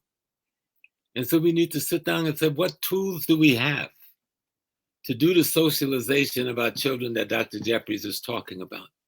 And maybe we've gone to sleep on the tools. And we need to wake up. Dr. Small, I hate to interrupt you, but you can see some people really want to engage with you. Lambi, yes, I really want them to engage you because they really don't know enough and they want more. Lambi, let me go over to you. Just a moment. Someone on the overseas line, please make your call now. Go ahead, please. Hi, good evening, Lambi. Good evening. And I would like to say good evening to Sheridan and Gabriel and most of us, to the great scholars, Dr. Small and Dr. Jeffries. I would like to thank them two scholars there immensely. But Sheridan, I must say thank you to you and Gabriel for bringing this format to the people, because I've heard these men live and direct, face to face, because I used to be at the lectures back in the early 90s, and for many years I've followed these gentlemen, and they have given me a guide into my Africanness. When I came to the United States in the early 80s, there were a lot of lectures in the Washington, D.C. area, and every time there was one, I would attend. And Dr. Jeffries was one of my favorites. He was always there, hitting hard. And today, I could sit down and listen and reminisce. And for all the scholars he has called who came along his time, I saw them and listened to them, Dr. John Henry Clark, Dr. Ben Yakanan, and all, but most of all, I just wanted to call and say thanks for being there, to compliment them. And when Dr. Small mentioned the African contribution on the global level, I had a discussion with a Greek one time, and he tried to belittle the African contribution. And when I told him that the Greeks were educated by the Egyptians and the Ethiopians, like Dr. Small said, he never spoke to me again. He got angry. And I said, hey, brother, we having a discussion, and we talking about history, and we're dealing in fact, not fiction. That gentleman worked with me. He never spoke to me another day in his life. And I remember that as today. And this is where I'm coming from because of my teaching from them teachers there that you have tonight. I was able to stand in my Africanness and defend myself. So I want to say big up to them brothers. And this is where I first met Edward Scobie too, in Washington, D.C. at Howard University. Thank you, gentlemen. And your name is Marcus Rossi, right? Yes. Exactly. Yes. All right. So you see, Dr. Smalls, that's what I'm talking about. You know, people want to engage, you know? Yes. And that forum that Marcus was talking about was called the First World Alliance in New York. And I think the conference in Washington was the African Heritage Studies Association Conference, Dr. Jeffries. Because I remember Dr. Scobie was there, you were there. And so, again, I wanted to say something to the young people. You know, when I was young, I was very powerful. I beat the church up. Matter of fact, I beat the church down. But I realized that was a mistake today. It was a mistake because that institution was the only sanctuary we could use because the European blocked us from doing anything African. So the church was our sanctuary. And we put Africa in the church, but we've forgotten what we put there. So you got to study the history so you can recognize what's in the mirror by looking back in the past. And even as I've studied through the years, one would think, the Catholic Church, as we were taught, started everything. Then Martin Luther had his epiphany, and he left the church and he founded the Lutheran Church, and then out of that became the Baptist Church and Methodist Church and so forth, and the Church of England. But that's not the historical truth, because the church in Ethiopia and the church in Sudan and the church in Egypt is 500 years older than the Catholic Church and 1,000 years older than Luther's Reformation. Let me go back on that and say something to Black kids again, so you can see what I missed when I was young, and I'm trying to show you now. And I've learned this from really studying, listening to Dr. Rosalind Jeffries, Dr. Jeffries' wife, who's an art historian, a spiritual historian, a historian on all of the levels, that if the church in Ethiopia, the church in Black Egypt at the time, the church in the Sudan is at least 500 years older than the Catholic Church, out of which comes 500 years later, the Protestant movement under Luther's Reformation, which means the African church is 1,000 years older than the Protestant churches. So when we're talking about history, we got to erase the mystery. Dr. Nobles taught me that. Erase the mystery with your history. And then you'll be able to find the gold and the diamonds and the silver that our ancestors left in knowledge in these churches. And the Masons, yes, we look good in our Black, and we have in our communication to be sharp, but we forgot to lead. We're supposed to, someone says, why do you want to come into this august fraternal body? Says, I want to make a good man better. But we seem to have forgotten that we do this thing to make the good man better. And my brothers, y'all know who I am because I've spoken in the lodges all over the place, and you've seen my video. It's called Freemasonry, Africa's Black Child, because it doesn't come out of England. It comes right up out of Africa, via Egypt, via the Knights Templars, into France, into England, into the rest of the world. So study history and claim your tradition, and use the beauty and the power and the strength of that tradition to build your new world. You don't have to run around away from Dominica when you get your degree out of high school to look for work. If you make a decision, we're going to build the Dominica we want to live in. We're going to build the Dominica we want to see. You're going to build the Dominica we want our grandchildren to see. But that has to be deliberate, and we have to be determined. I just wanted to say that because Dr. Jeffries was talking about the socialization process. And I think we have the institutions in place. We just have to get in there and begin the process of socializing our youth.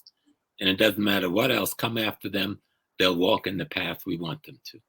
And that was so very well said as well. And Gabriel, I know you want to add something to that, looking at the modern day situation, what we have happening now in Dominican, in our region. I'm sure you want to add something to that and make sort of the comparison in terms of what we have now. Your mic needs to be turned on, Gabriel. Thank you, Brother Sheridan. What we have now Gabriel, just before you go, can we take a call from Lambi? Sure. Lambi, let's take a call, Lambi. Yes. Good evening, caller. Please go ahead. Even before the gentleman said that he was a member of the secret society, I had an idea. So, because I realized all these people talking about Africa and we're Africans, and we fail to realize that we are children of Israel, or Israel is part of the continent of Ethiopia. But I would like to say here, I don't know if they agree or not, that the people, the Negro people in the Americas, in Caribbean, we are not Africans. We are actually children of Jacob, right? And these people keep telling us, Africa, Africa. Africans are the ones, Africans are children of Ham. Negroes are not children of Ham. Negroes are children of Jacob. We are children of Shem. That is the progenitor of Negroes. So we continue to confuse our people, and we can't come out from the struggle. Thank you. Okay. Let me respond. I think that deserves a response. Yes. First of all, I'm not in a secret society because I just told you the society I'm in. So we're not a secret. Dr. Jeffries told me we are a society of secrets. We have some things we don't want our enemies to know, but we do want our children to know. But no, if Israel is the beginning of things, then who are the Egyptians they claim enslaved them? Were they mythical men from outer space? No. Israel is just the child of Africa. The word Africa comes from Africa. The word comes from North Africa, from the family called the Afri. The Romans, when they conquered, they said they were going to Afrika. Ka in the ancient Roman language is the acronym for land. We're going to Afri land, where the Marush, the blacks, live. The Marush is the Greek word for black, which could anglicize as Moors. Let's get it right. Study the history, will erase the mystery. The Israelites, the Hebrew Israelites, is just one of Africa's children, and they're not the first of Africa's children. That's why it's important we study African history, because you will understand the mystery. If I just take your book, and I'll be short with this, when Abraham leaves Iraq and comes because he's running from somebody's chasing him, and he runs to Africa, a place the Greeks call Egypt, which the Africans call Kemet, the land of the blacks. And he goes there. Pharaoh must obviously know God, because Abraham in his cowardism gave his wife to the Pharaoh because he was scared. But when the Pharaoh goes to sleep, he have a dream and angels come to him. And God come to him and said, that woman is married. And he called a meeting with Abraham early the next morning. He said, how dare you? How dare you give me, trying to cause me to commit a sin against God? So it means the Egyptian Pharaoh already know about God. He wasn't waiting to be taught about God. And he not only gave the man his wife back without abusing him, but he gave him wealth because they were poor and hungry and on the run. So when we get history, let's get history straight. The oldest book you were going to read on religion is 30,000 years older than the Torah or the Bible. It's called the Pyramid Text. And I'm sure there's books older than that. And I can even recite you the Genesis story from the Pyramid Text, tens of thousands of years older than the Torah. This is a black book. And it goes something like this. And God says, I create myself out of myself. I cause existence to exist so that existing might exist. And when I realized that I existed, ma'at, truth, justice, righteousness, harmony, balance, and reciprocity, and the pose of a woman was at my side. And then I created air, and I created moisture, and I created earth, and I created cosmology, and they created man and woman, Asar and a Set, long before Adam and Eve. So see, if you know your history and know your story, you can see how others copied your story to create their story. Yes. History erases the mystery. Yes. Now, Gabriel, I'm going back to you. Then I want to go back to Dr. Jeffries, but I just want to let Lambi know if you have any calls, we'll take it now. Otherwise, I'll just go right ahead to Gabriel so you can say what you wanted to say, Gabriel, and then I'll go over to Dr. Jeffries. Thank you. I just want to thank the callers. I mean, people are listening. I've gotten several texts and folks are applauding this evening's program. And I just want to say that it is not enough to wear a dashiki, as some people do, and talk about reparations. We must do more than that. We must build organization. We must support businesses in our community.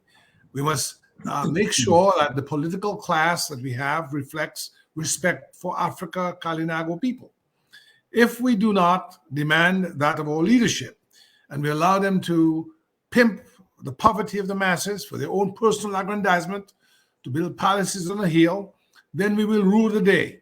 So there must be a connectivity between the philosophy of Pan-Africanism and respect. Some connectivity between the philosophy of African liberation and ownership of the means of production.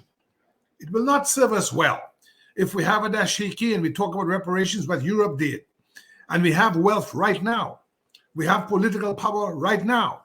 We have state power and access right now. And what do we do with it? We sell it for a mess of pottage. So there must be that connection between that which we think and that which we do. Anything short of that is playing out simple hypocrisy. So tonight is a night of unmasking the greatness of our people. Again, Dr. Smalls, when he said to me, you come from a small island, but it's a small but tough island, I felt mighty proud that we had made some contribution to the onward march of civilization. And no, civilization did not begin in Europe. That is part of the mystery that we've eradicated this evening. We come from greatness, and if we come from greatness, we must manifest that greatness in the way we love each other, the kindness that we exhibit, and the honesty in operational art. We must always be honest with the people and not mislead them. That is what I think is the most important value of this immensely informative discussion here with our two learned brothers.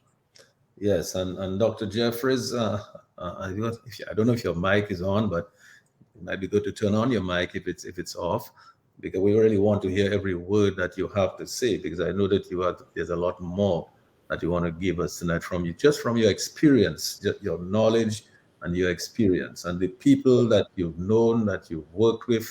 You've seen their works, you've seen their knowledge, their experience, you learned from some of them. Many of us are learning from you tonight. So let me hand the mic over to you, Dr. Jeffries. Well, brother, certainly I'm learning. I'm always learning, and I'm always teaching.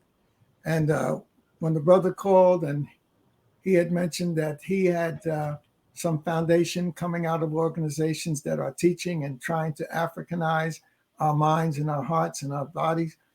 And he had mentioned Dr. Malachi York.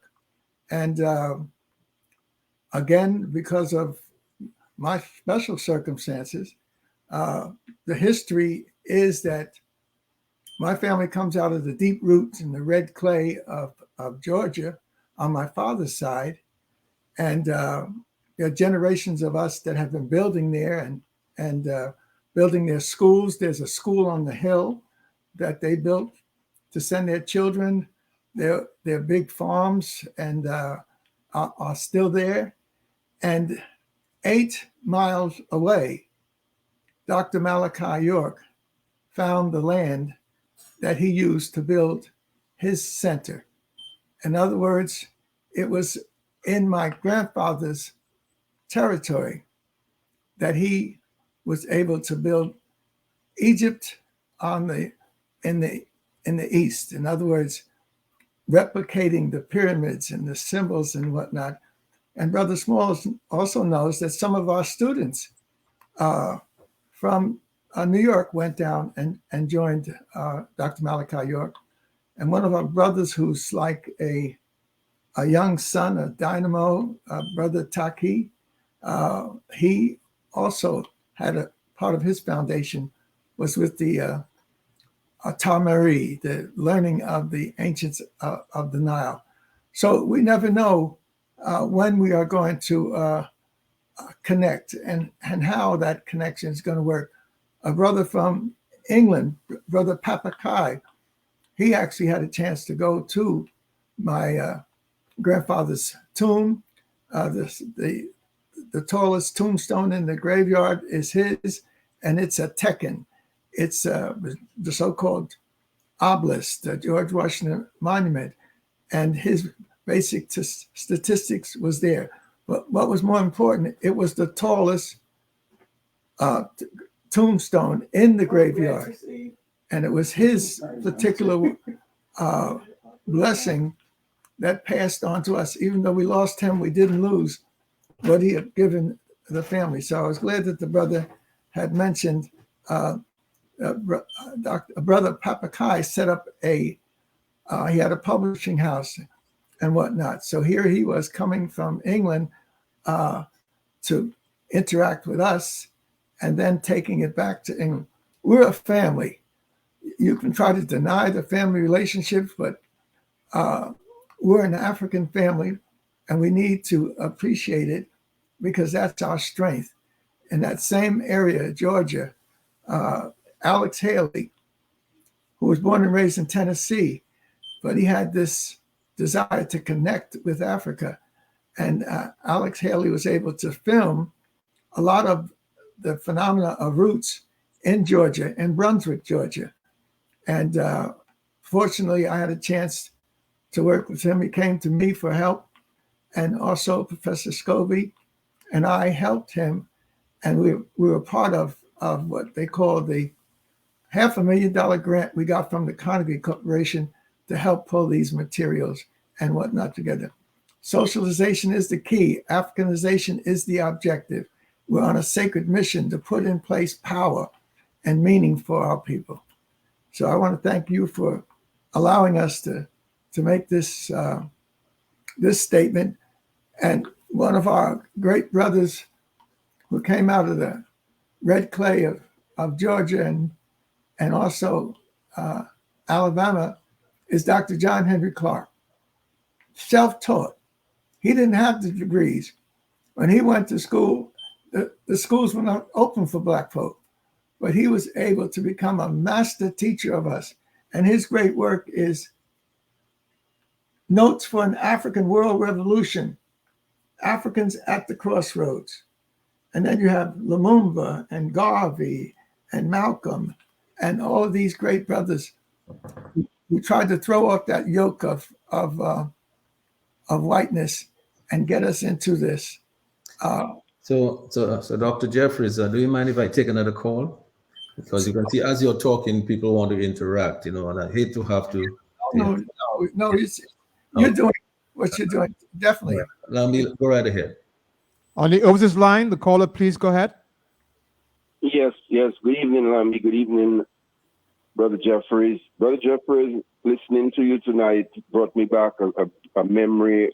City College, you and Brother Smalls, me, a Dominican, and we get into and seeing a shrine of Brother Scobie from my homeland in that kind of office that you guys shared as a department. And that conversation we had that afternoon, to see the sort of reverence that you held and you guys held, Brother Scobie, and I just listening tonight, I'm not sure what the program is, but then I heard that voice, it just took me back all the way to 1990, and when that whole destruction of the department came about because of Jewish reaction to historical writings. It's really happy to hear your voice tonight, brother. God bless. Okay, thank you much. Bless as well. Yes. I think that's Brother Zed. So respect to Brother Zed. Yes, I'm sure I recognize the voice of Brother Zed there. So Dr. Jeffries, you can see that whatever we're doing here tonight is invoking some memories from some people, and certainly a lot of interest is in developing what we're talking about. I know that Dr. Smalls, this gentleman, he raised some objections to some of the things you said, but I'm glad that you explained what you explained the way you did. I wish you would call back, in fact, to indicate whether he saw any merit in the explanation that you gave him, because obviously he had one perspective. It might be interesting to know whether any of the explanations that you gave him, he finds merit in them. So I certainly hope that he would call back if he has a moment. We don't have too much more time for the show. But Dr. Smalls, anything else you'd like to say to that gentleman? Yes, sir. Is that we have to read beyond what the Europeans have given us access to. So when you talk about Jesus, the Christ, which is the center of Christianity, and I just showed you that Christianity emerged in Africa before it emerged into the European land under the Catholic Church and the Protestant Church. So study what I said. Study the Ethiopian Church. Study the church in the Sudan. It's not with the computer now. You can find all these things, and then you will see. Go back into ancient Egypt, thousands and thousands of years before Christianity, and you'll already see the Madonna and Child. Yes. Don't deny the truth. Dr. Smalls, I suspect we may have that caller might be back on the line. Let's see if it is him. Let's take a call and see if it's that same caller. Yeah. On the overseas line, the caller, please go ahead. Yeah, Lambi, this is the trucker. The reason why I chose to call back because one of the gentlemen said something about he being a Freemason, and being in Dominica as a little boy, we used to hear a lot of negative things about Freemason, about evil and those things like that, because we didn't know. But through my travels in New York, being a part of following the teachings of Dr. Malachi York, I am one of those. I did that travel. I walked that path. And to this day, I strongly hold it close to my heart because knowledge is very powerful. Because like he said, our ancestors, they always had the fraternal order where things were said from mouth to ears. And to this day, we have to uphold that.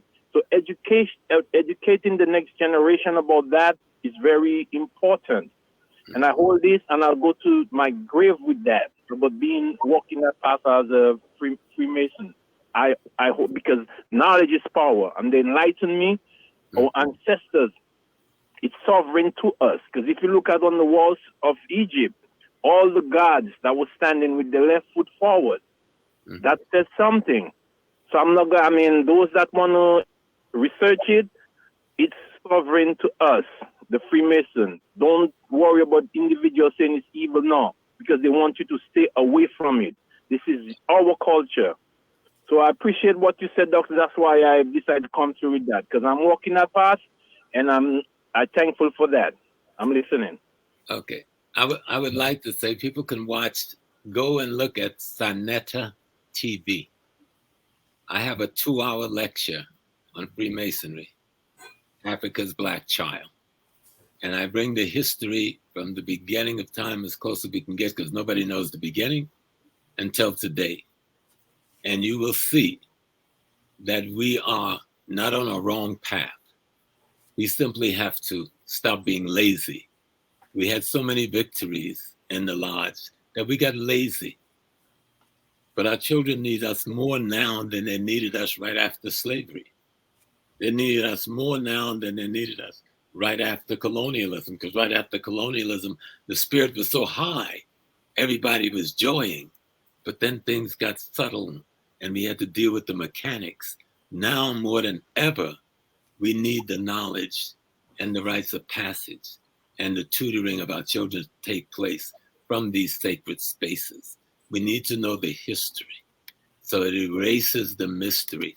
How many people knew until I told them tonight the Ethiopian church was older than the Catholic Church? Most people have never heard it because they've never studied it. So don't just listen to me now. Go do your research. And you say, hey, the boy was telling the truth. How much more truth you don't know? That learning the history erases the mystery. And come back to what Brother Christian was saying, our setup. But Dr. Jeffries told us we must master the understanding of the needs of the people, which is food, clothing, shelter, safety, and security. But we can only supply that if we take full control of economic, politics, and culture in the lands we live in, and be in charge of land, labor, and resources in those spaces. Those are our goals. To reach those goals, we've got to appropriately socialize our children, which Dr. Jeffries also was saying, and we must socialize them to learn the technology of today, but bring the wisdom of yesterday, riding the horse of the technology of today. And we can't lose. Yes. Yes. And Dr. Jeffries, I think we can come back to you now and let's I want to come back to you and the audience. Yes. Because whoever controls the images controls the self-esteem, the self-respect, and the self-development.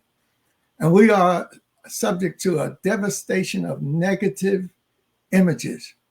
But this particular image is the image we need to go away from this activity with. Professor Scobie, just to bring my brother in once more, he was such a powerful lecturer. This is a book on Bartholomew de las Casas. And to hear Ed either on radio or at the Apollo Theater, at one of our lecture series, or at the First World Alliance, I mean, he made the history come alive.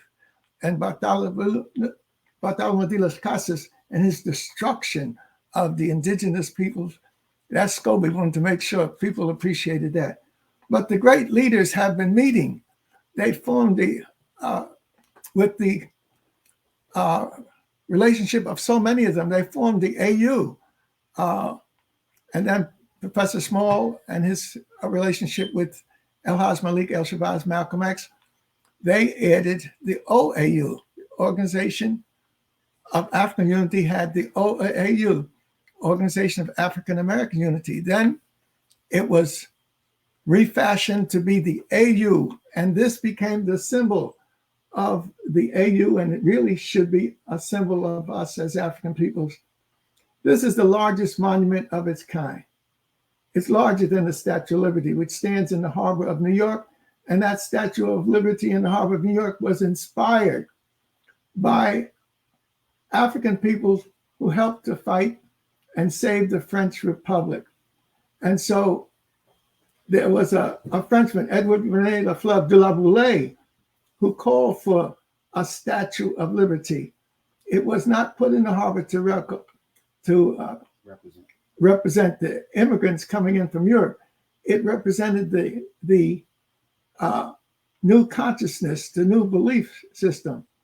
And so in Rio de Janeiro, in the great city of Rio de Janeiro, you have an image of Jesus the Redeemer. And in fact, that was given by the Italian Catholic community to the largest Catholic nation in the world, which is Brazil. And the statue of Jesus the Redeemer overlooking this great city of beaches and the bay. We went there every few years. We go to Brazil, and one year we went there. I took my nephew and his family, his wife and mother-in-law, etc.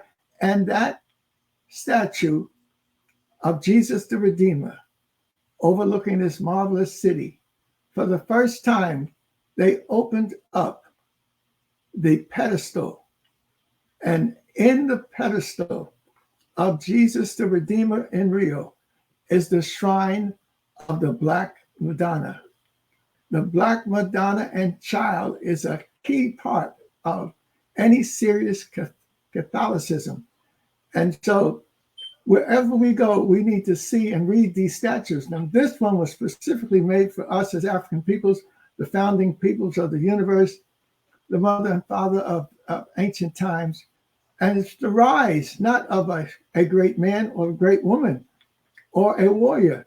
It's the rise of the Black family. And there's the Black man rising and leaning on his rock, the Black woman, and holding his child. The most precious thing out of her sacred womb is this child. And he's holding the child up to the Creator. And we have to see and understand and appreciate this. There is nothing like it inside of it. You can go inside and take an elevator up 16 stories into the mind of the Black man. 30 or 40 people can stand inside his head looking out on the universe. That child there is not playing with the Father. The child is being held up to the universal God consciousness, and that child is pointing across the ocean, not pointing north to Europe, where we usually look to sustenance. It's pointing across the ocean, linking the African population on the continent with the African population dispersed throughout the Western Hemisphere. And that sister is there to represent that it's a family affair, not a warrior affair as such, but it's the family in battle for real knowledge and understanding.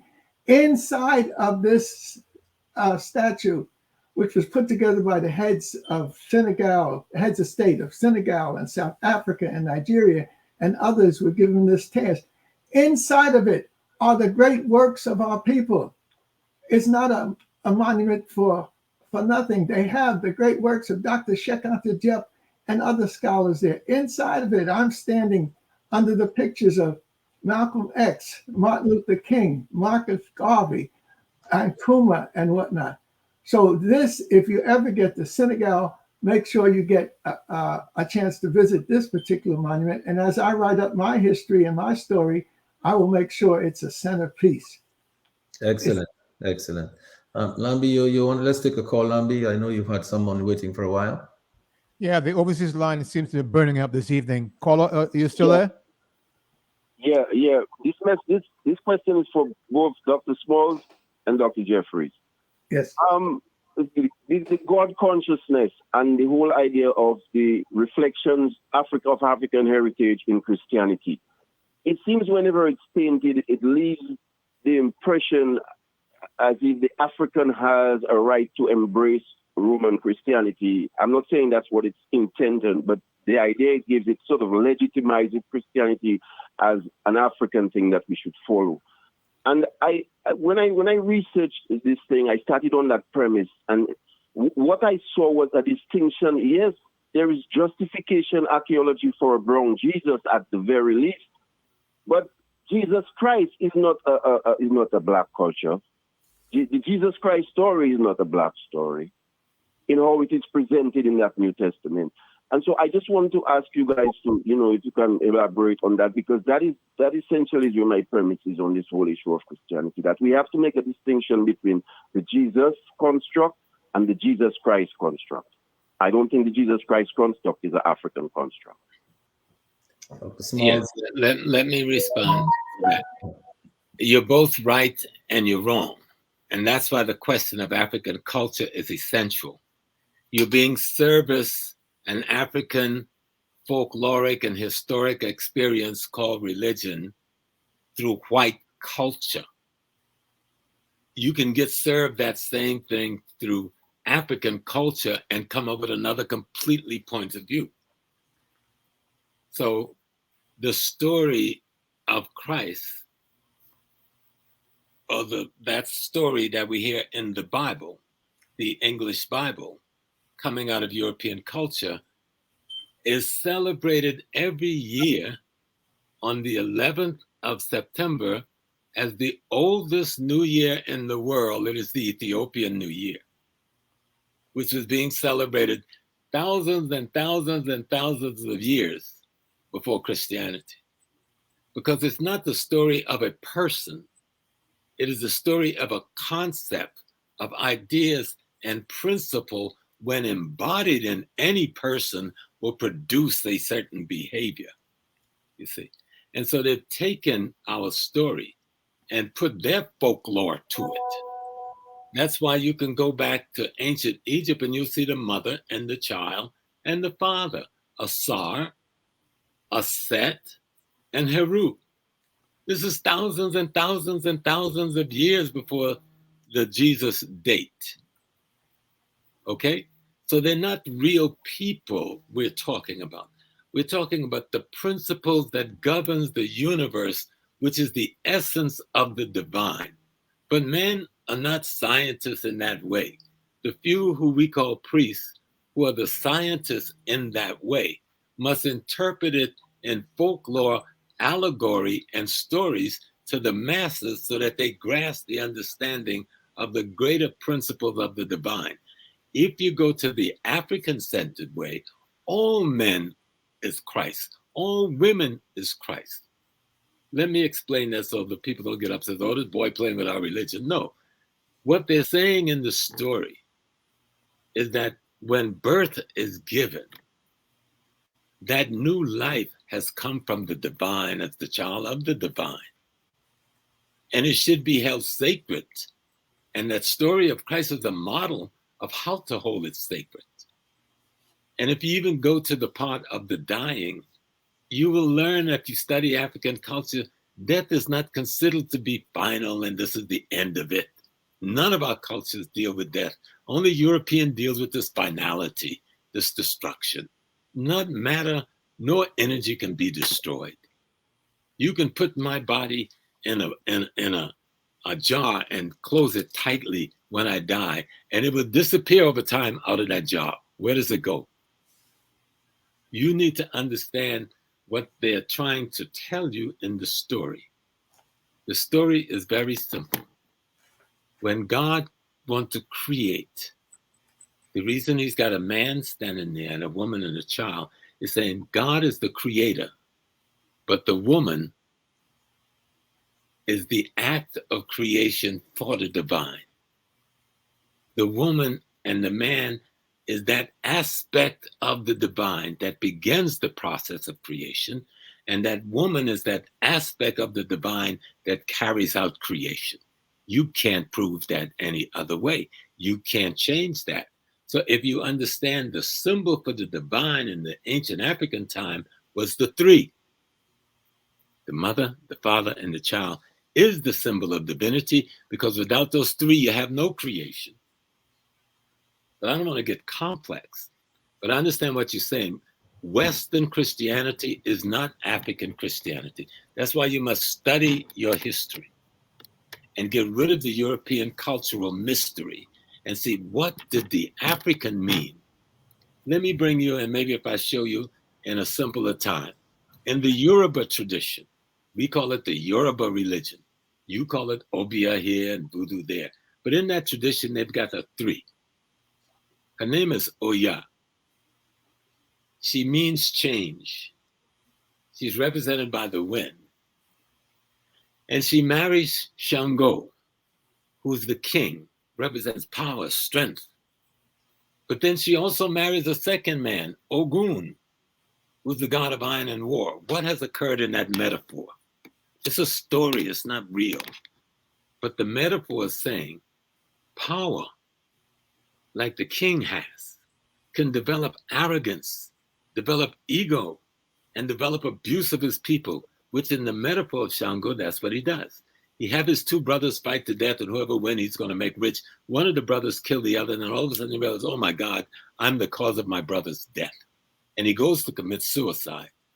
But change cuts him down. The change is Oya, the woman. And so in the metaphor, the woman cuts him down. And we said, the king is not dead. The king is not dead. No, he is transformed, or he's being transformed. And then the woman then married the other man, the god of iron, the god of war. What do you get iron from? You take a dirty rock full of all kinds of impurities. You throw it in the fire. The fire burns out the impurities, and you get transformation at the end of the day. That's what the story is about. And that's in the Yoruba telling it. Okay, that's the same story about Jesus, Mary, and Joseph.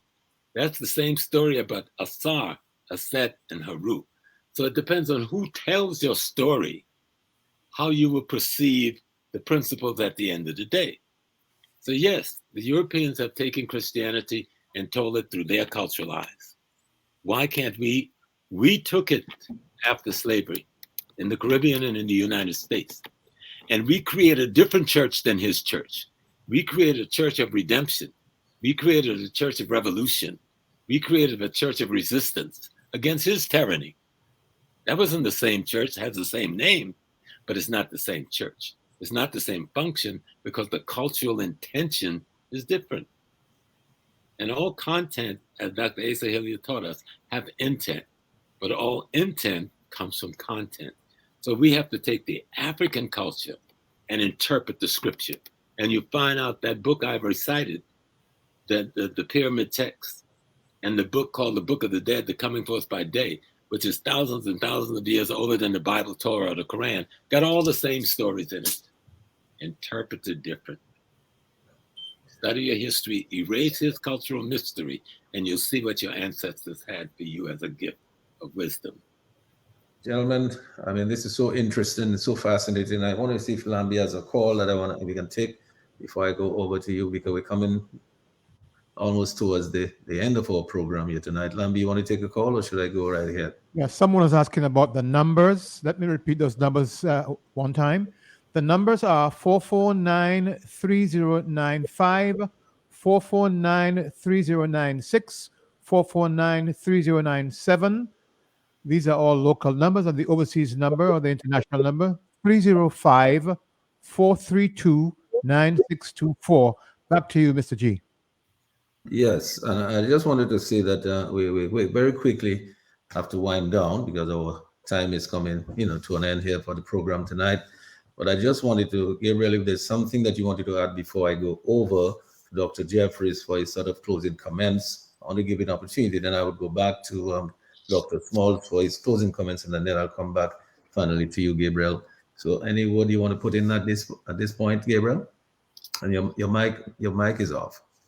You need to turn on your mic. Huh? Without selling any documents to them, any passports, I hereby, on behalf of all the progressive Pan-Africanists, would like to induct both Brother Smalls and Brother Jeffries into the Dominican family, and so that you can feel welcome among your kith and kin.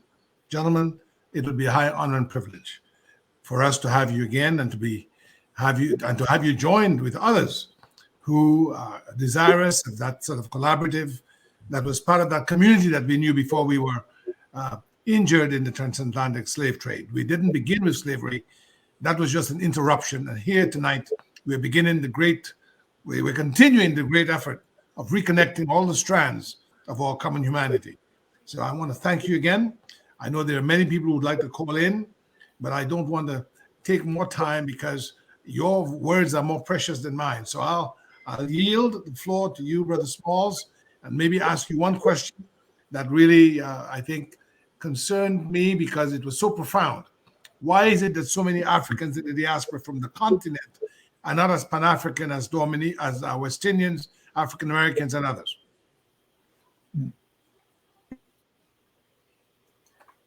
Your mic, yeah. Mike, James. Yes, that's a very good question. And it was hard for me to answer, but then after Dr. Jeffries started taking me to Africa, he took me on my first trip, my second, my third, fourth, and most of my trips. I began to learn and study and understand.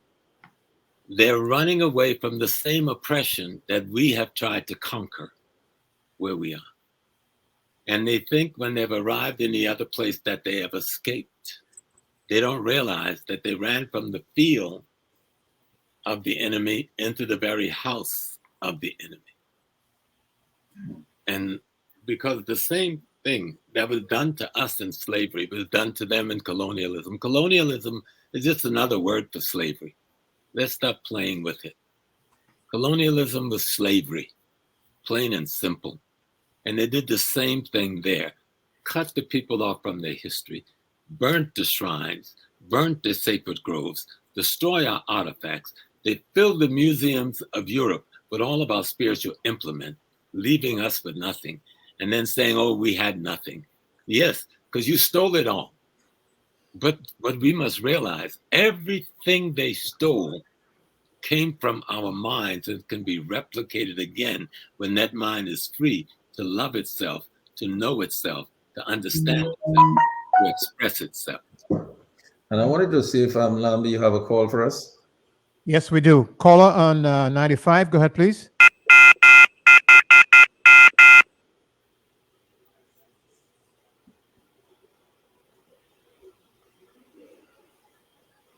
All right, let's keep going. I wanted to put two questions on the table here. First of all, Gabriel, we didn't get much of a chance to hear much about this man called Malcolm X. And I know you gentlemen know this man. Anything you can tell us and our audience about Malcolm X? Dr. Jeffries and Dr. Small, either one of you. Well, I'll let Professor Small, Dr. Smalls, take it, because he's epitomized Malcolm in so many ways, and it's a part of his development has been breathing new life into Malcolm, and so I think it's appropriate for him to express himself. Thank you, Dr. Dr. Small? J. Yes, sir. Last night, Dr. J, I didn't call you because I forgot about it, so you can beat me up later. His daughter, Eliasa, held the memorial at the Audubon Ballroom where he was murdered. Oh, wow. About 300 or more people was there. Yes. It's one of the most beautiful memorials I've ever seen done by a child and children. She spoke on behalf of all of the sisters for their mother and their father. Yes. And Cornell West spoke, and you could see Malcolm's spirit took Cornell over. Yeah, I had to laugh at it later. He says, Small, you think I did good? I thought you did better than good tonight. Yes. Because the spirit of Malcolm came. That's another thing we don't understand well. That we have ancestral spirits that have never left us here. But Malcolm, think of Malcolm as his mom, and he's a son of the Caribbean and of North America. His mom is from the Caribbean, Grenada. His dad is from the United States of America. And the Caribbean and America married, and they produced this child. The American clan murders his father when he's 6. When he's in his preteen, they take his mother away because she resists them. So they put her in a mental hospital, which is worse than going into prison, because you don't need a court or a law to do that. And no one can get you out. Of course, he was able to get his mother out later. But he's left an orphan now with his brothers and his sister. And they try to take care of each other, but the state would separate them and send them to different foster homes. But his sister Ella came from Boston and took him because there was a story in the family that he was a special child and he was to be taken care of in the appropriate manner. And so he went to Boston. He was not living in poverty. His sister was a wealthy woman, and he was like leaving the wealthy, good, high-class Black community to go hang out in the slums, because that's what the crisis that he came out of, that's something he had gotten used to. He was a teenager when he committed those crimes they talked about. He was 17, 18 years old. He's in prison by the time he's 21. And he's only in prison for going to get a watch back from a pawn shop. He was no big-time gangster and dope dealer. That's a myth. That's why we have to learn the art of mythology and the science of reality, which we will do as we study history. So while he's in prison, his sister Ella gets him transferred from one prison to another. Why? So he would be at a library. One of the prisons had a library, the other didn't. So she wanted him to be at a library where he could learn and go back to school because he was a very good student.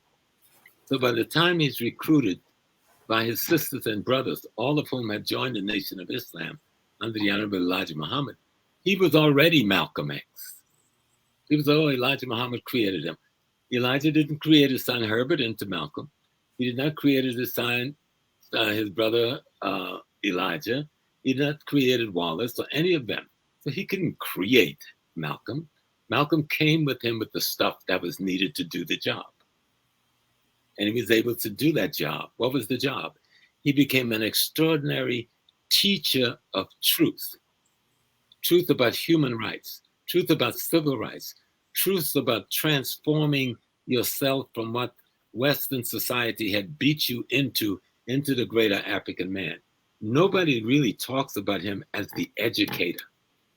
Think now, this man is taking the scourge of our community, the drug addict, the alcoholics, the prison man, out of the prison, out of the scum, out of the gutter, and producing lawyers, doctors, teachers, businessmen, husbands. No one talk about the tens of thousands of men he saved that way. He was an extraordinary educator of ethics and morals, both through teaching and example. And we ignore that to have a discussion over whether he liked white people or don't like white people. That's not the discussion. Discussion is this extraordinary educator whose success in the redemption of Black men who had been left to die in the gutters and the prison, his success was greater than any single university in this country in any given year during the time period he was doing his teaching. But we don't talk about that man. But that's the man we better understand, because he not only spoke the wisdom and the truth, he lived the wisdom and the truth. And that had an effect when he took up the cause of human rights. And that's why the governments of the world killed him. Well, thanks a lot for that explanation. I mean, I'm pretty sure lots of people listening out there, and especially people who are 40 years and younger, they know very little of Malcolm X. It's good to see what it is exactly that his life was all about. Okay, well, gentlemen, we're coming down to the end of it. I mean, Dr. Jeffries, I want to go over to you to sort of give your closing remarks. I want you to know we appreciated you here so much tonight. It's over to you. Well, certainly I want to thank you and your team because it has been a great chance for us to interact and get that message out so that people who are doubting Thomases can begin to understand that we are what we've been looking for, and we have to just transform ourselves into that fullness. And one of the great brothers who was an enslaved African, but who stepped out of his enslavement and found his way to freedom, Frederick Douglass, we always, as we were trying to form these young men, and we had the Sons of Africa, and we got others to develop the Daughters of Africa, we try to leave when we left each other with these words of empowerment that Frederick Douglass left us with. If there is no struggle, there is no progress. Those who profess to favor freedom, yet deprecate agitation, are men who want the crops without plowing up the ground. They want the rain without the thunder and lightning. They want the ocean without the awful roar of its many waters. This struggle may be a moral one, it may be a political one, but it must be a struggle. And so unless we're prepared to make the great sacrifices to grow and develop and pull others along, we won't be able to fulfill our God-given essence. And so we just wanted to be able to help you get your message across. And we're very thankful that you've been so successful. Our little island became a giant space tonight. And so Professor Scobie is up in glory, throwing up a Black Power fist, and Dudley Thompson is up there throwing up a Black Power fist, and the other great sisters and brothers who come out of the struggle for freedom that it represents the African experience. So thank you. Madasi. Don't forget Dr. Jeffries, our other brother, Bill Revere, who was with us also at Black Studies at City College. Yes. I mentioned Gil Noble today. It's his birthday. Well, I wanted to give you a chance, Dr. Smalls, to make your sort of a closing remarks, because, I really and truly feel that we had a very good discussion tonight. And I really want to give you a moment to sort of speak to the Dominican people as we close. Yes. I thank the people of Dominica for giving us the chance to come before them. And I thank you and your team. And I thank my teacher, Dr. Jeffries. And I'm 76, and he's my teacher. So that kind of tell you that he's a strong elder, stronger than most. And I think what we want to say when we think about great Dr. Edward Scobie and all the great things Dr. Scobie did, from fighting in the war, from becoming a pilot. I think Scobie was one of the first Black men to fly a jet plane, all right, in Britain. He told me that when they came up with the jet plane, the Americans put so much emphasis on them, but it wasn't the Americans, but the British who got the concept from the Germans. And Scobie, not fly, he shot down the first one to shoot down one of Hitler's jet planes. Right. And so you get this extraordinary man. He's at the Pan-African Conference with Kwame Nkrumah, Jomo Kenyatta, Ezekwe, all the men that would become president of Africa. He's there with them as a young man in 45. And then he comes putting out this extraordinary magazine over in Europe. Then he comes home. Then he becomes mayor. And then he helps to found a political party. Then he became a revolutionary militant agitator. That's why he had to kill people. And then he came and became a scholar in America. Just one of the sons of Dominica. So I'm honored to be someone who have learned his instructions and be able to tell his people tonight, study Edward Scobie, read his work, and you will see this extraordinary transformation of a giant based on education, based on ethics and morals and high standard and a high caliber of life being demonstrated through his action. And so the chance to talk about him with you tonight was a good thing for me. You know, Dr. Smalls, within the next 3-4 weeks or so, we're going to continue our conversation. I mean, this Black History Month, I'm very happy to get this contribution from you and Dr. Jeffries tonight.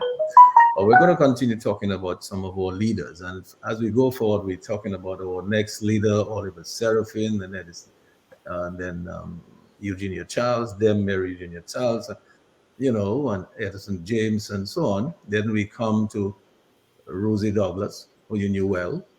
Yes. We're talking about him. We hope that we can get some contributions from you when we come to talk about Rosie Douglas, because you can speak about Rosie in a different way because you've seen the man and you know the man.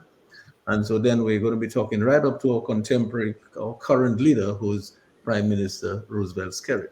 And we would like, as we go along, to make the comparison, see the transition, see the changes that are taking place in the leadership over the years as the different eras come, the kinds of legacies that they're leaving behind compared to the legacies.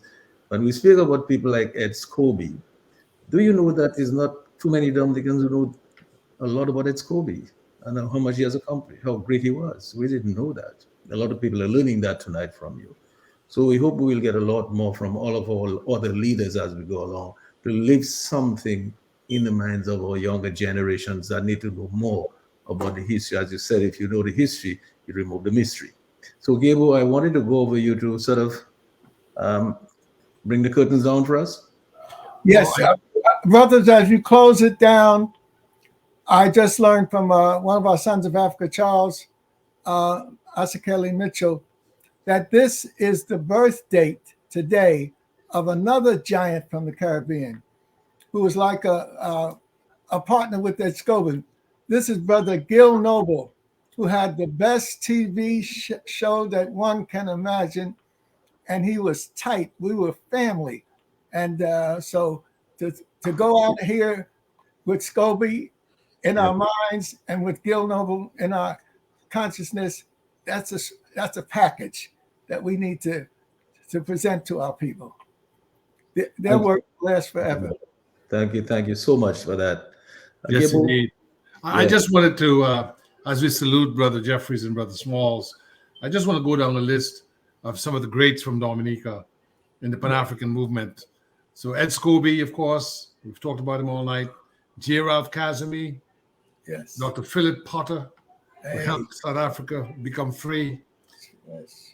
Dr. William Parr Revere, or Bill Revere, Joey Pelletier, Desmond Trotter Rascabinda, Atherton Martin, Rosie Douglas, Marlene Green, Dr. Thompson Fontaine, Dr. Dale Dangleman, Dr. Irving I.P. Pascal, Fred Hampton, Dr.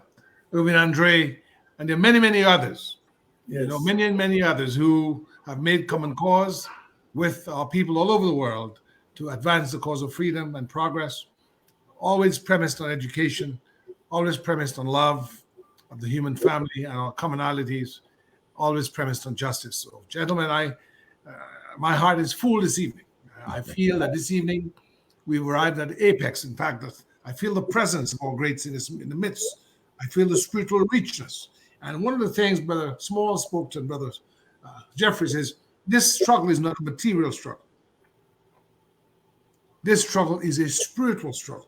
And unless we can feel the spirit of oneness, of kindness, of love, of honesty and justice, once we can do that, as Dr. King said some time back, we indeed shall overcome. And I'll tell you, Dr. I.P. Pascal would agree with every word that you just said. Well, he would have said, may the ancestors be pleased. May the ancestors be pleased. Somebody said to me, the only person missing here tonight is Dr. I.P. Pascal. Let's shout out to Dr. I.P. Pascal and Dr. Irving Andre and Dr. Thompson Fontaine, Dr. Dion George, and all the rest of the crew. Gentlemen, there's absolutely nothing more I can add to all of what we have already said, except to thank you so much for being here tonight with us to contribute so much knowledge of our history, of our people, the greatness that lie in some of them. And really, we are a lot better now than we were 2 hours ago before you started this conversation with us. So let me just thank you and thank all our audience, all the people who have been with us on Facebook and on YouTube and on the radio land. Thank you so much for being with us. We did not take all of your calls tonight, but those whose calls we took, we appreciated your call. We hope that what our illustrious guest did tonight helped you in some way. And so tonight, I just want to say thank you, Lambi, for being on the console for us, and thank you, Sherwin, our engineer, for keeping us on the air. And gentlemen, a very, very warm thank you to you, and a very pleasant good night, each and every one of you. Gabriel, Dr. Dr. Jeffries, thank you so much, and have a good night, everybody. All right. Thank you. See you tonight. Thanks.